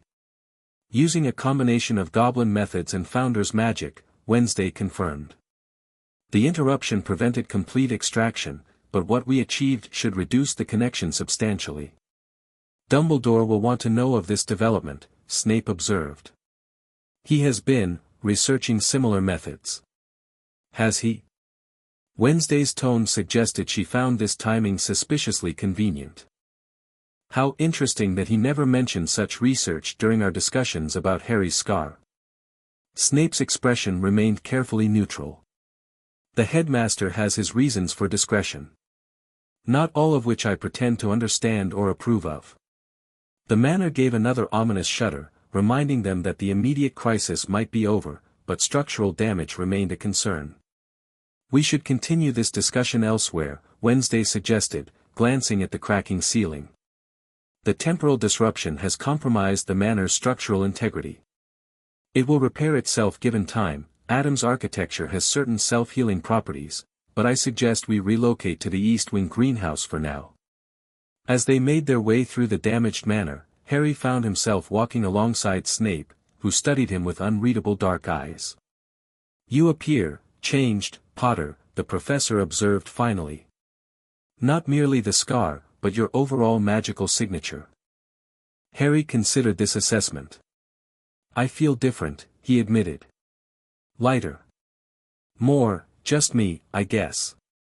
An apt description of what partial Horcrux removal might feel like, Snape acknowledged. Though I confess the field offers limited precedent for comparison. Will it affect my attendance at Hogwarts? Harry asked, the practical concern suddenly occurring to him. Term starts in just over a week. On the contrary, Snape replied. A diminished connection to the Dark Lord makes your presence at Hogwarts significantly less concerning from a security perspective. Though I imagine Miss Addams will want to continue her extraction efforts. The ritual can be repeated, Wednesday confirmed, leading them into the greenhouse, a vast, dome-shaped structure filled with plants both mundane and magical, many of which would never be found in conventional botanical collections. With proper preparation and without interruption, complete extraction should be achievable. She gestured to a seating area at the center of the greenhouse, where wrought iron furniture provided a comfortable space for discussion among the exotic vegetation. Thing was already there, somehow having anticipated their needs, with a tea service and medical supplies for Snape's injuries. Once they were settled and Snape had accepted Wednesday's offer to treat his more serious wounds, the conversation turned to the implications of the night's events. Kairos mentioned what was taken from the cave, Harry recalled. Slytherin's locket, another Horcrux. Do we know where it is now? Not precisely, Wednesday replied, applying a dark, sweet-smelling salve to a particularly nasty cut on Snape's temple. But his reference to other followers suggests Voldemort's remaining Death Eaters are actively gathering the Horcruxes, likely to use them in whatever resurrection ritual they're planning. The Ministry remains willfully blind to such possibilities, Snape commented, wincing slightly as the salve did its work. Despite Dumbledore's warnings, they prefer to believe the Dark Lord is gone permanently. Their denial is irrelevant, Wednesday stated practically. We now have confirmation of multiple Horcruxes and have successfully destroyed one while partially neutralizing another. Strategic progress by any measure. And my attendance at Hogwarts? Harry asked again, seeking clarity on their path forward. Wednesday considered the question carefully, exchanging a glance with Snape that contained volumes of unspoken assessment. Hogwarts remains the logical next step, she decided finally. With the Scar's connection partially severed, the risks are reduced. Moreover, Hogwarts itself may contain information about remaining Founders' objects that could lead us to additional Horcruxes. The headmaster would be a valuable ally in such research, Snape suggested cautiously. Despite his selective approach to information sharing. Perhaps, Wednesday acknowledged, though her tone suggested limited enthusiasm for such cooperation. For now, our priority is completing Harry's preparation for term, including securing the partially extracted fragment against any attempt to reclaim it. She held up the ruby, which continued to pulse with contained dark energy. This will need special protections, something beyond conventional wards. The Chamber of Secrets, Snape said suddenly, drawing surprised looks from both Harry and Wednesday. Few know of its existence, fewer still could access it. If Potter is indeed a Parselmouth as suggested by his ability to understand Nagini, he could potentially secure the fragment there, beyond the reach of even the headmaster. The Chamber of Secrets is real? Harry asked, recalling references to it in Hogwarts, a History, as a legendary hidden chamber created by Salazar Slytherin. Very real, Snape confirmed. And accessible only to Parselmouths, those who speak the language of serpents. A trait the Dark Lord himself possessed, and apparently passed to you through your connection. Wednesday nodded slowly, considering the suggestion. A location magically sealed, accessible only to Harry, and already imbued with Slytherin's protective magic. Strategically sound, provided we add our own safeguards. So I'll go to Hogwarts as planned, Harry summarized, but with additional purpose beyond just classes. We'll continue researching Horcruxes, secure the ruby fragment in the chamber, and potentially look for other Founders' objects that might have been made into Horcruxes. While maintaining your regular studies and avoiding undue attention, Wednesday added. Particularly from those who might suspect our activities. Hogwarts has many eyes, not all of them friendly. Snape rose, having allowed Wednesday to complete her treatment of his injuries. I should return to Hogwarts. The headmaster will be concerned by my absence. What will you tell him? Harry asked directly. Snape's dark eyes assessed him thoughtfully. The truth, to a point. That Kairos Lestrange attempted to capture you, that I was briefly detained, and that Miss Addams effectively countered the threat. His gaze shifted to the ruby. Regarding specific details of your scar's treatment, perhaps a more general overview would be prudent until we better understand the headmaster's own research in this area. Wednesday nodded, recognizing the strategic omission for what it was, not deception but tactical caution. Professor Snape, your intervention tonight, while initially compromised, ultimately proved valuable. The Addams family acknowledges such assistance. Coming from Wednesday, this constituted significant recognition. Snape inclined his head in acknowledgement. Potter's well-being has become a matter of professional concern, he stated carefully. Your methods, while unorthodox, have produced results that conventional approaches failed to achieve. With that surprisingly supportive assessment, Snape departed, using one of the manor's functioning fireplaces to flow back to Hogwarts after Wednesday adjusted the wards to permit his exit. Alone again with Wednesday, Harry finally allowed himself to process the night's events fully. The partial extraction, the attack, Snape's unexpected alliance, all culminating in a new direction for their ongoing battle against Voldemort's return. The next week will be crucial, Wednesday observed, carefully securing the ruby in a specially warded container. You'll need to complete your Hogwarts preparations while I finalize protections for this fragment and gather additional research materials you can take with you to school. Will I still be your apprentice? Harry asked, the question that had been lingering in his mind finally surfacing. Even at Hogwarts, with everything else happening? Wednesday turned to him, her dark eyes meeting his with unusual directness. Harry, your apprenticeship isn't merely a matter of physical proximity or formal education. It's a bond, magical and otherwise, that continues regardless of distance. She approached him, placing a pale hand on his shoulder in a rare gesture of physical reassurance. You were my apprentice the moment I removed you from that cupboard. That hasn't changed. It won't change when you board the Hogwarts Express or sit beneath the Sorting Hat. The certainty in her voice settled something in Harry's chest that had been unsettled since the discussions about Hogwarts began. For a boy who had spent most of his life unwanted and discarded, Wednesday's steady commitment represented something he had never experienced before, a constant, reliable presence that neither proximity nor circumstance could diminish. Then I'm ready, he said simply. For Hogwarts, for whatever comes next with Voldemort, for all of it. Wednesday studied him for a long moment, then nodded with what might have been the ghost of a smile.